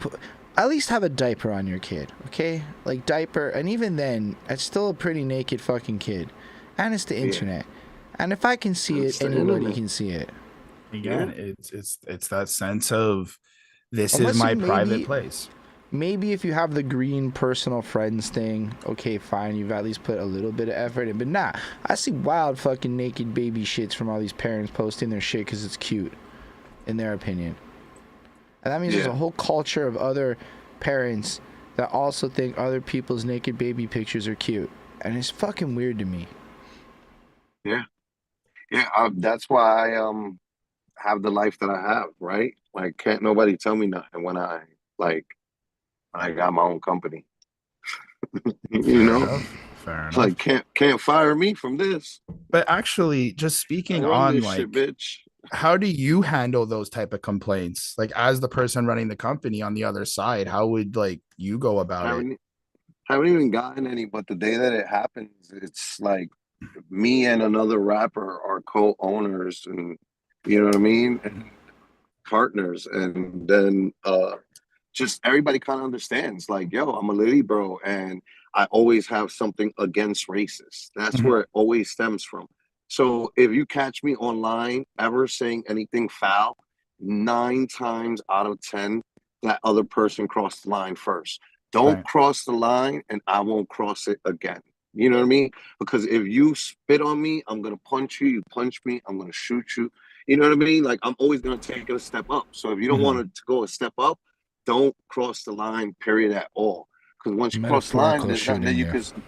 could, there's nothing that you could do to really like say, oh, that, it's wrong of him to have done X, Y, and Z. Well, you shouldn't have done X, Y, and Z to start this whole shit off, And that's just how I approach, but that's how I've always approached life, period, altogether.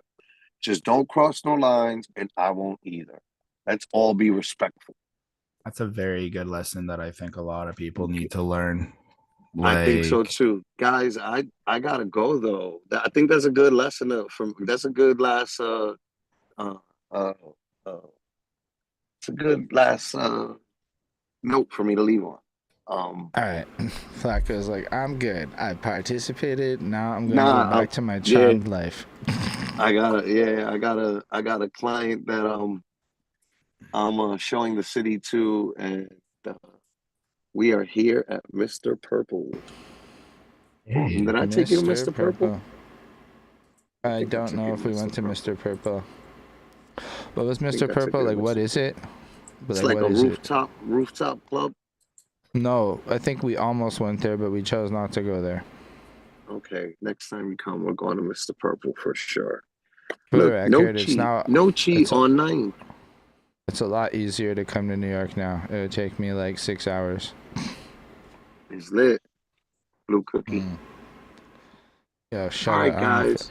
For anybody who ever listens to this, we're looking at New York footage as you drive through, which is always exciting because it's New York footage. We'll keep on doing that. The skinny bar. It's just a bunch of stuff that you don't have in your city unless you live here. Mr. Purple. It does have purple right there. I see it. Yes, it does. Bet. All right, thank you. Have a good night. Take care. Have a good night, Flacco. All right, guys. You too. All right, peace. Peace. Waiting for that, but yeah, so that was Flacco's contribution to the show.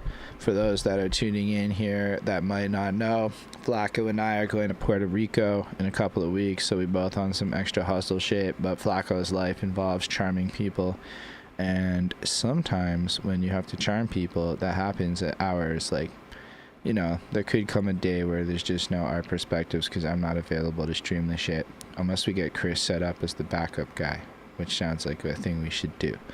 But yeah, we talked about a whole bunch of stuff. I don't know what the next topic is, Chris. What do you feel inspired to discuss? I'm currently drawing smoke right now in the hood fucking shit, because I decided to be petty.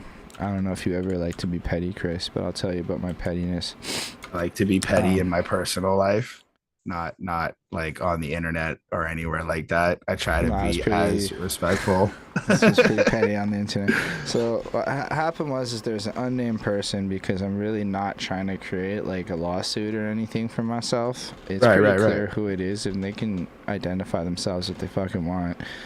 But I didn't put their name in print, and I left it vague on purpose. But they have insulted me on so many occasions and attacked my credit. And it's not like I've actually like, it's not like I'm offended by it. Right. I feel like for once, I found my enemy. I found my arch ops. enemy, your villain. Yeah, my ops in this community world. Like a person that just I diametrically dislike, and he dislikes me with equal passion.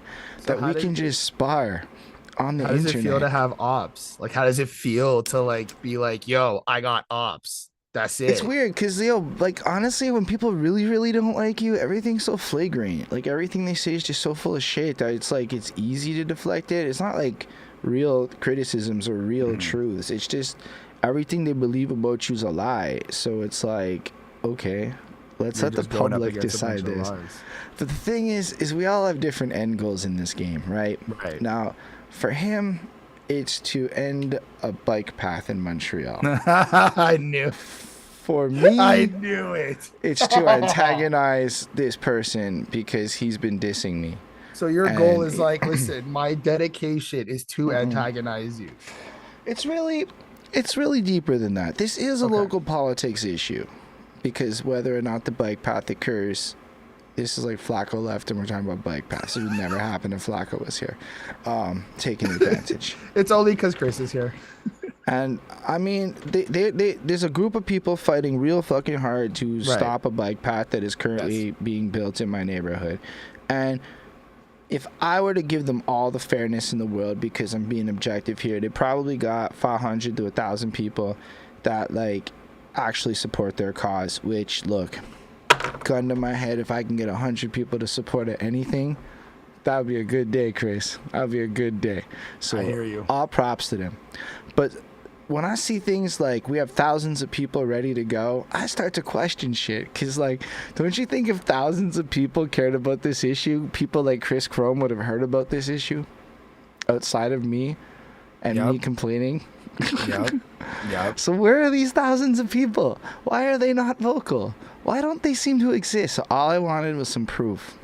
And then I got no proof. I got dismissed. And then in my satire comment on Facebook, because sometimes when I wake up, I want to go argue with people on the internet. So it's fun. I've stopped doing that. Like I have now trained my brain. It has to be about bike paths or some corny shit. We're gonna for argue me, it don't about matter. city bylaws. I'm not going to argue about real shit. I wake up sometimes and I go on the internet and my brain just like will read something and I'm like, huh? And then I'm like, nope, I'm not doing this now. I'm not going to make some impulsive comment that like 3 hours from now, I'm going to reread and be like, I may be wrong, or this is not worth my time. I cannot do that no more. I'm trying to like have more of a peaceful morning, especially with the type of job I got to do during my day. I'd rather have a peaceful morning and not deal with any sort of. Oh man, just sometimes I want to spar though. Just like get it out. Like, but also like, I know this person. Though? Like, are you sparring or are you just like punching the training dummy? No, I'm gonna be honest with you. I'm campaigning my fucking brand in like a real like put it out there way. I'm like, this dude hates me, so he talks wild shit about me. Like, I made a little satirical comment making fun of how I believe the interaction would go, and in my like quoting him, I said, I am a fucking terrible podcaster. And then I hit enter and I looked up and a comment I hadn't read yet basically said I belong on Fox News, bro. You see what I'm saying? It's almost like a joke now. It's so fun. Like, I don't feel. And then you know what happened? It led to a subscriber on Substack because homie is interested. And then somebody posted that in Thrive, and so apparently some people are mad at me because I mentioned Gaza in my article, because I was trying to point out how the bike path is kind of irrelevant. Like, your protesting efforts are kind of weak sauce if you consider there are like people in tents living at a school. They've been shutting down buildings and shit. It's not a pro or against this cause. It's just like, you gotta like really have some attention grabbing shit if you're trying to be like in this protest game, is I guess what I was trying to convey. I'm not seeing that passion for the bike path. Not seeing it. But that shit got me 100 clicks on my fucking article. I don't get no 100 clicks like that. Fun times, bro. Conflict stirs up views. I'm saying if I belong on Fox News, maybe I should write an article. I don't know, I was pissy. I was in like, you know what? It's not even about like attacking him. I still want proof of the number of people that support this cause, and he dismissed. But that's just a grandiose. It's just a grandiose way. My request. I know what that means. Refuses to acknowledge me in a way that like I'm just like, bro, I went to some other meeting. I'm sorry, y'all, if y'all don't care about this, it's what it is. I went to some other meeting last week just out of curiosity, because some other guy who ran for politics had an open Zoom where like literally me and 2 other people showed up to discuss other possible tactics to remove this bike path in a legal capacity, and I learned all about the legal petition process. Okay, I'd be like, and you know what? You need 15,000 signatures on a petition gathered over a 3-month period that has been approved by the city in order for your fucking shit to count. Otherwise, you're jacking off in the wind. I mean, that's all you're doing. It's a grandiose statement in order for him to feel powerful. That's what it is. He believes that whatever this bike path problem is, he feels that strongly about it. It is what it is, man. We up to 155 views. People just wanna hate on certain shit. Me personally, like I said, I don't know much about this bike path. I know we've done some, like I've heard about it and stuff, but I'm moving. So all of these things are not really my problem. And that's kind of where I'm at with life. I'm just like, hey, if it doesn't affect me, I'm just gonna mind my business and move on. I also have been having fun creating a satirical commentary styled meta like content run in this Thrive NDG group. As an example, some anonymous employee at a grocery store posted some shit like, don't film in the store, it's banned, there's rules against it. I saw that. So here, like, I think their bigger point was don't film people and employees. But the way they worded this shit was don't pull out your fucking phone and film in the grocery store. And so I recorded a vlog, like a mini vlog the next day documenting my grocery store trip. But I think that's part of the influx. I think that's part of the influx of the content that's coming out, though. Like, that's the thing. As you are not going to be disrespectful with it. I mean, I could be. Actually, no, I was pretty respectful. You could be, but you are pretty respectful the floor to avoid people and like tried to create like a mini guide on how to respectfully film in the grocery store. But my bigger point was I've spent like, my household has probably spent $10,000 to $15,000 in that particular location. I don't think the grocery store employee can really be trying to tell me what I can and can't do in that store. I will holler at the owner who knows me by face and name, and we've been like fucking dealing with this grocery store and be like, yo, are you sure you want me to not advertise your store, sir? I mean, I agree with you. Holden, advertise it and keep spending your money here, because I'd rather you not go to a competitor, especially now that you have a car. Which I agree with you, although I think that still does come down to the fact that you being you and being respectful and knowing that, like, I assume you are not going to, like, without permission or without like consent, film anybody, this, that, and the next thing. But with like a lot of content creators and a lot of people who do these TikToks and do these videos and stuff, they just kind of do what they want. And unfortunately, a lot of the content that flies off the handle, whether it's good or bad, is, well, not fly. The one that goes viral is the shit with conflicts or confrontation. And it sucks. And I can understand why, as like just like a broad statement of like, yo, we just don't want to have this. It's because they can't really determine who is good and who is bad. Granted, again, you are who you are, but not everybody is like you. I promise you I'm the villain in a lot of people's stories. Yeah, so am I.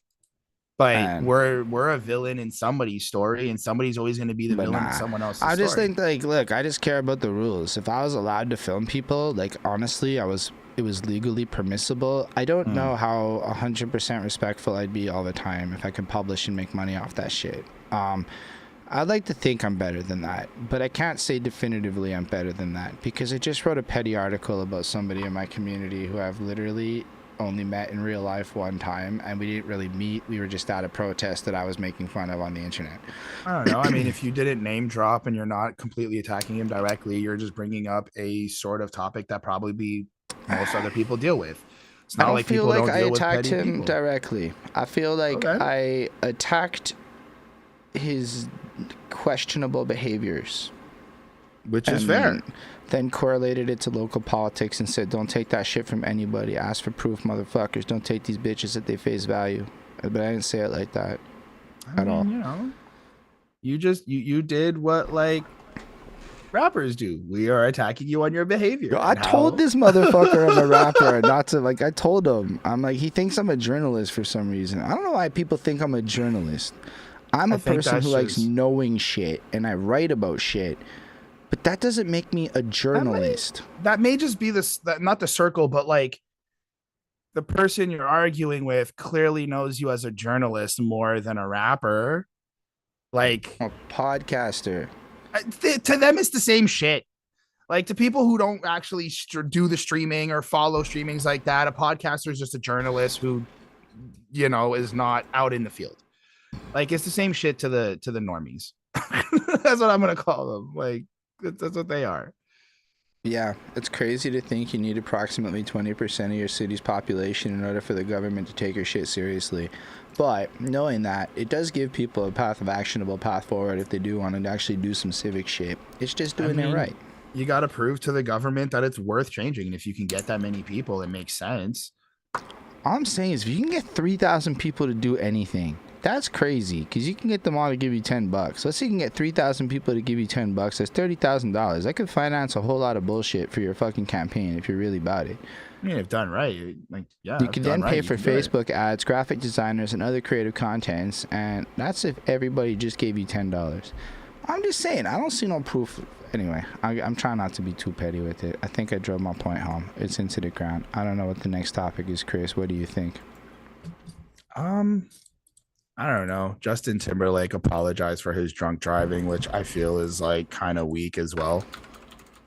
I'm getting annoyed of a lot of these like celebrities who are just kind of getting away with shit and like there's no real repercussions. But hey, they have money. They can do what they want. What did he do? He was drunk driving. He was under a DUI, claimed he only had one drink, and then he came out and made an apology, and he was just kind of like, I'm sorry for the people I hurt, and blah, blah, blah. I'm in a dark place. And it's like, yeah, well, so was you and the rest of the fucking world, but like, we're not, making dumbass decisions like that, I guess. I don't know. It sucks.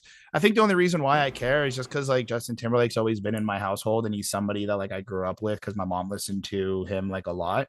And it's just kind of like seeing somebody that like I guess at one point you idolize and is just making dumb mistakes, which is a lot of what happens when I see a lot of the celebrities that I like or I appreciate kind of go through some like really weird situations or like just making silly ass mistakes because they feel bigger than life. I mean, I don't know how drunk driving is a silly ass mistake. That's another thing. We never really talk about how all these celebrities do some shit like that and then we give them passes. But arguably committing that action is pretty bad. I'm not saying that anybody should be like, I don't know if your whole career should end over a DUI, but no. If it's multiple bad actions, then yeah, maybe. But like still, it seems like pretty shitty. He looked really zooted in this one video I saw of him.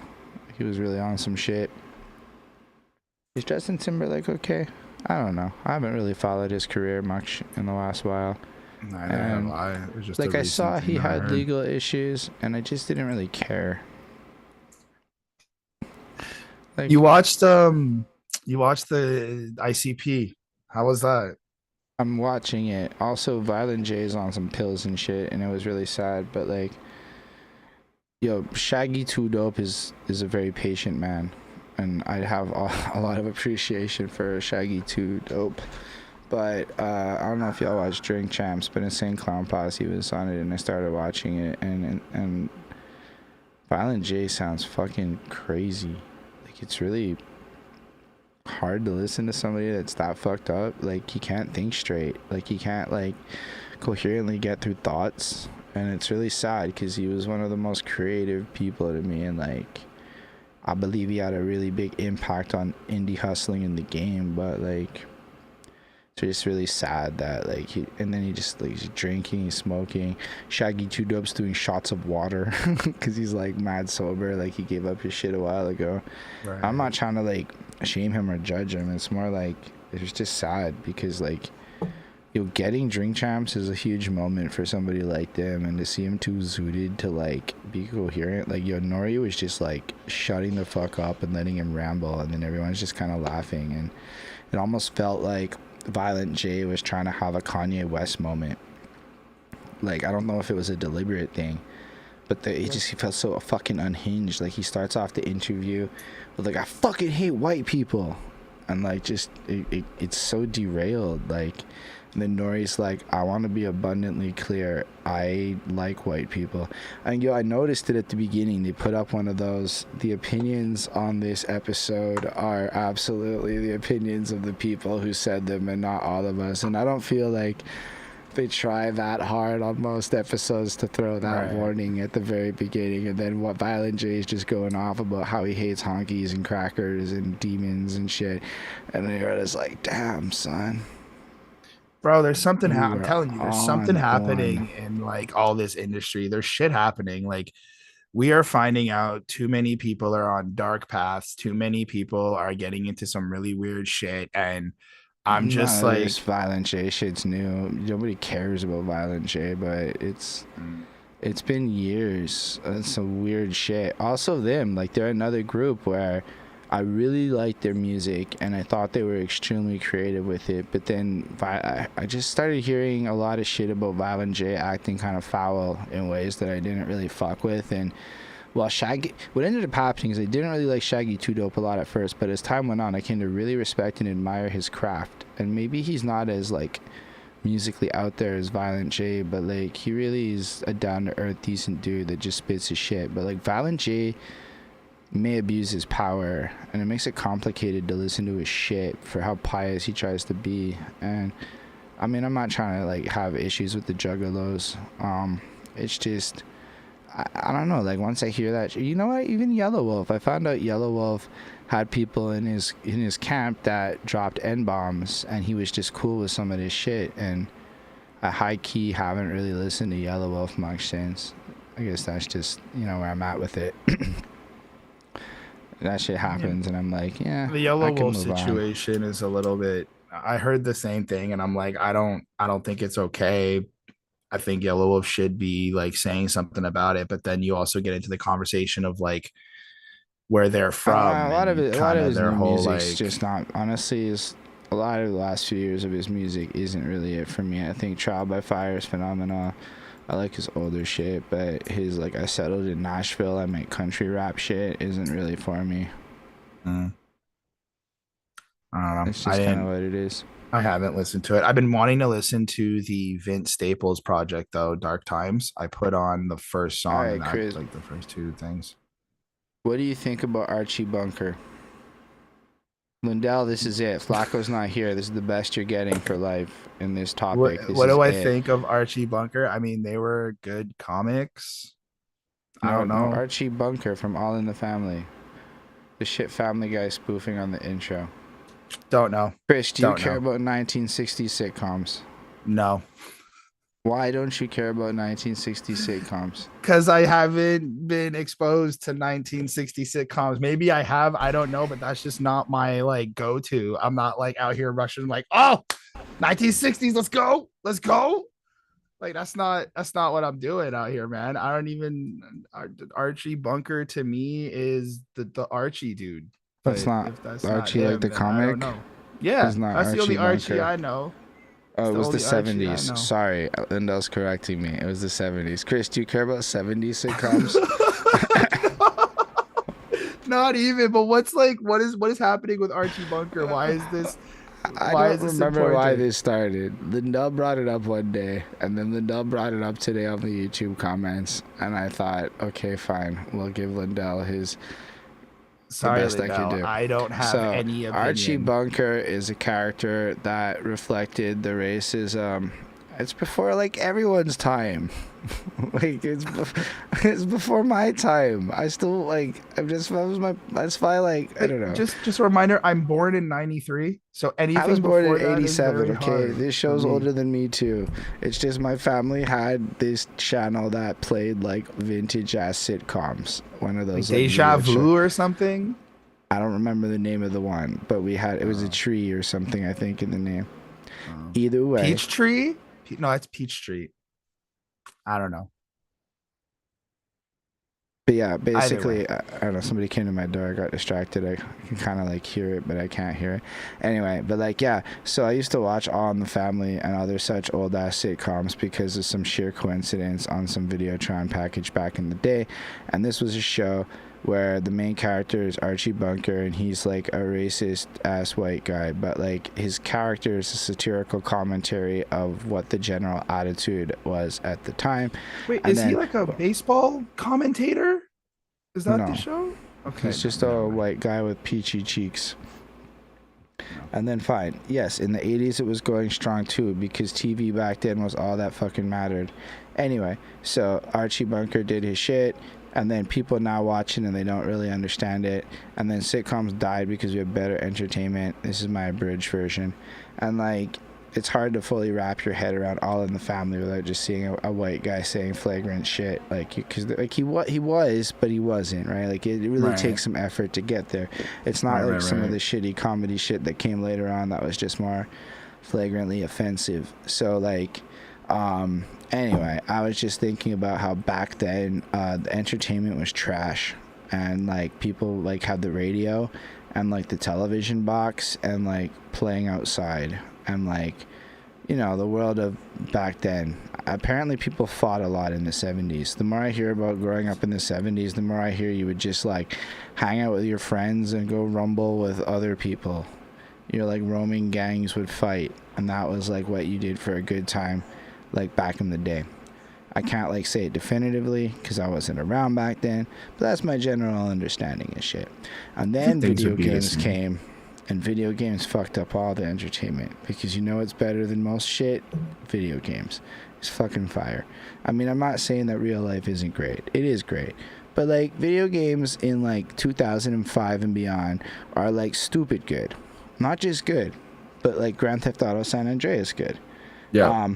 And now all of a sudden, Lindell is saying his take is that modern watchers only react more than think about a show, and that was the topic. I don't think that's true, Lindell, because there's too many YouTubers and TikTokers dissecting and breaking shit down with all the details that is consumed by a vast majority of the viewers. You could argue that maybe they don't think as much for themselves as they did once in the past, but I'd also argue everyone just kind of likes watching reviews and used to just read that shit in the newspaper after. So like, you do have a situation where the focus of TV changed, right? Like sitcoms were like relatively cheap and easy to produce, and making giant experiences was complicated. Now we live in a world where everything is like fucking giant, over the top, basically movie style television production. So like, why are we gonna watch some regular schmegular fucking sitcom? And like they exist in animated forms, because for whatever reason there's a lot of animated sitcoms, and we're okay with that because there's. I think it's because we can get away, but I think we can get away with a lot more in animated sitcoms. Like you can like the jokes, you can play with different jokes. You can also, because it's cartoonish, it doesn't have like a real representation of life as much as you're trying to make it satirical or mock life, or however, you're still watching these cartoons.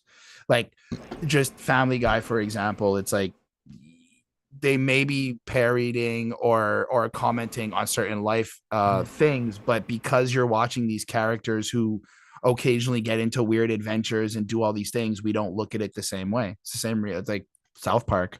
It's hard to imagine a bunch of kids going through all this real life shit. So that's why it like kind of we may be able to like watch it and digest it easier. Yeah, I mean.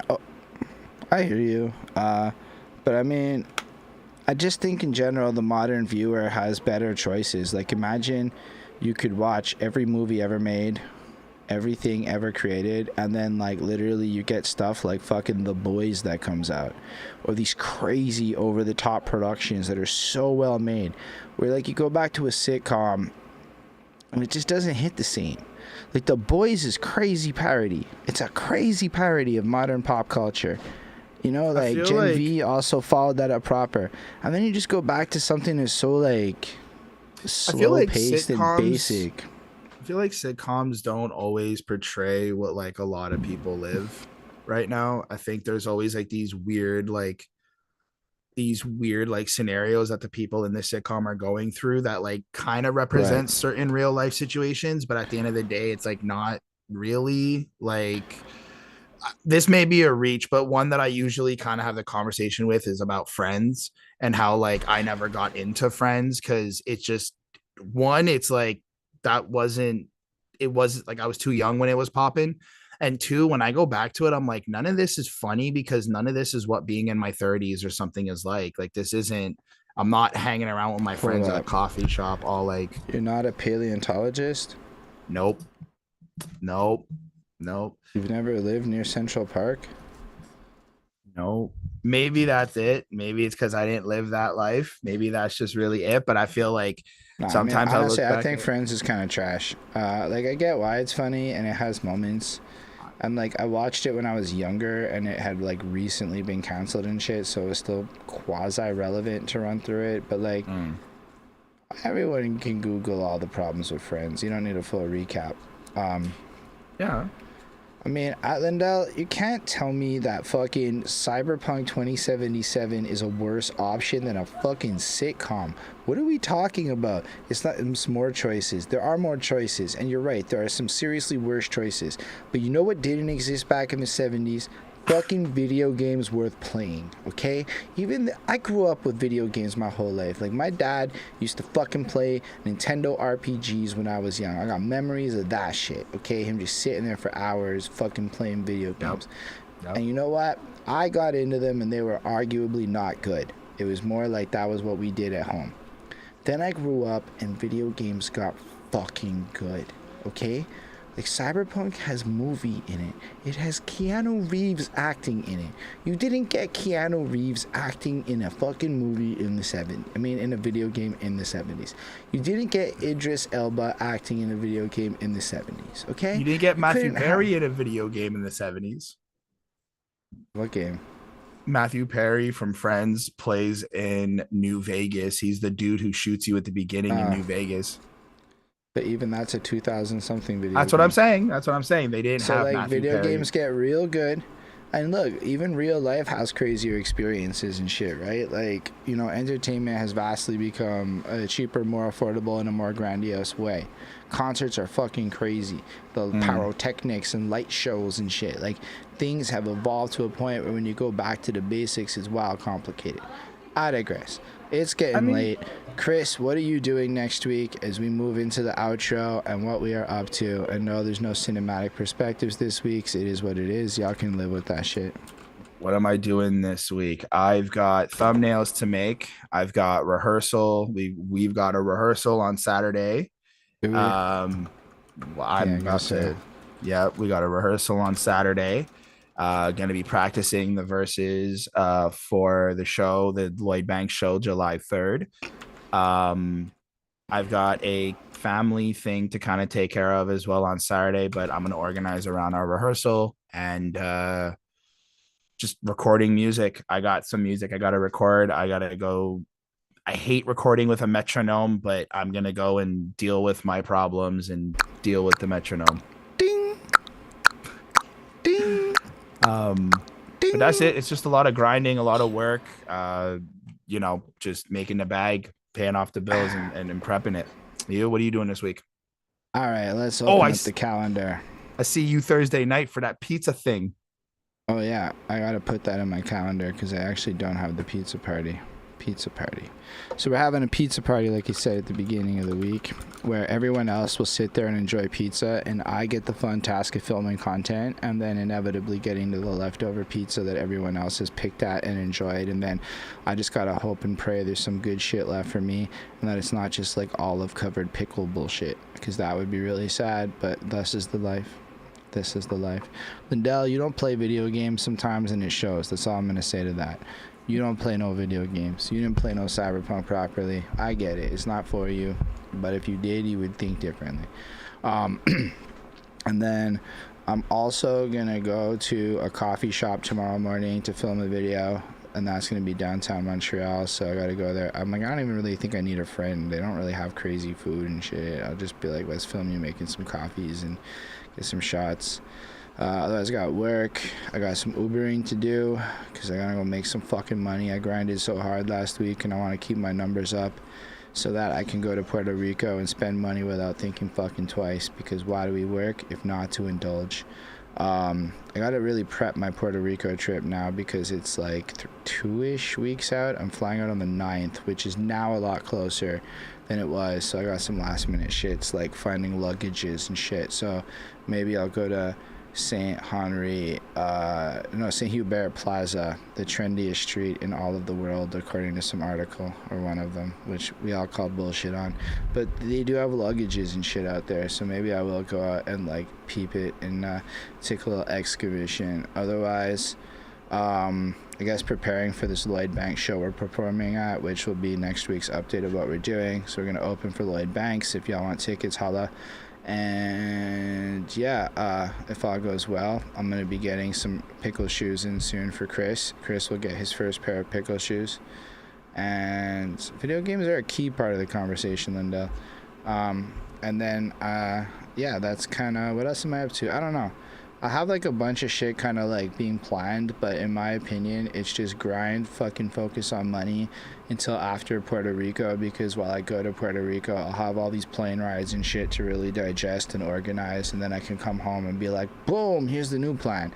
But in the meantime, it's like, is it about $1, and can we get that dollar, and should I piss off the whole community, and should I ride that wave, and will I regret my choices later on? I don't know if I'm gonna watch that video, Lindell. I'm wildly fucking all over the place, but I'm sure if you bother us for a while next year when we get to those Patreon requests I told you about, we can throw it in there. Anyway, appreciate everybody out there watching. Chris is giving you updates, but we won't hear the follow-up, but ask him in the chat. Flacko should hopefully be back next week. Ideally, Baxter's back. Everybody's back. We're running it through. Happy St. John's Nativity Day to the fine people of Quebec. I feel like it's worth translating the holiday's name. It's Quebec's birthday, is my understanding. So it's a holiday that, honestly, a lot of Anglophone people don't give two flying fucks about, and not just be the way it is. But that's some old school prejudice, and maybe there's some fun French parties popping tonight, but it's not really my vibe. I'm here with you all, my friends, the podcasting universe. And yeah, but next week's Canada Day, so this very next stream you'll see, I will be not celebrating my country's birthday. I will be here talking to you on the internet, as a loyal person is. And then the week after, we don't know if we're going to do it because it's the day before Puerto Rico, but we probably will. And then it's Puerto Rico times, and then it'll be a fly home, and the day after we'll be like, all right, we just did Puerto Rico trips. That's all I care about. And I know Lindell wants us to watch that video, and maybe we will. I can't make any promises, is what I'm saying. I'm very behind on life. On that note, we appreciate everyone watching. Thank you so much for being a part of the show, for inviting Chris in and making him feel like one of the family, like he's the real Archie Bunker. I kid, that's a joke. If you support what we do, patreon.com/perspectives. You can follow us on social medias. One day we'll post properly. In the meantime, we're grinding it out and looking forward to being in Puerto Rico, where Flacko and I will create some content exclusive for the Patreon that is in person, together stuff. Maybe you'll get food reviews. Maybe you'll get something else. I don't know. I haven't even brought it up with Flacko. If anyone wants to buy an old record player, I got one for sale. And yo, let me get this raid open and going. Don't dip out yet. We're going to go visit somebody, but live long and prosper, everyone. And give me a second. It looks like the homie Forever Preach is online. I think he'll appreciate the raid, and I should have prepared that earlier, but it is what it is. And thank you again, though, for real. I appreciate all of you who pull up week over week and make life beautiful with us over here. Live long and prosper, everyone. Bye.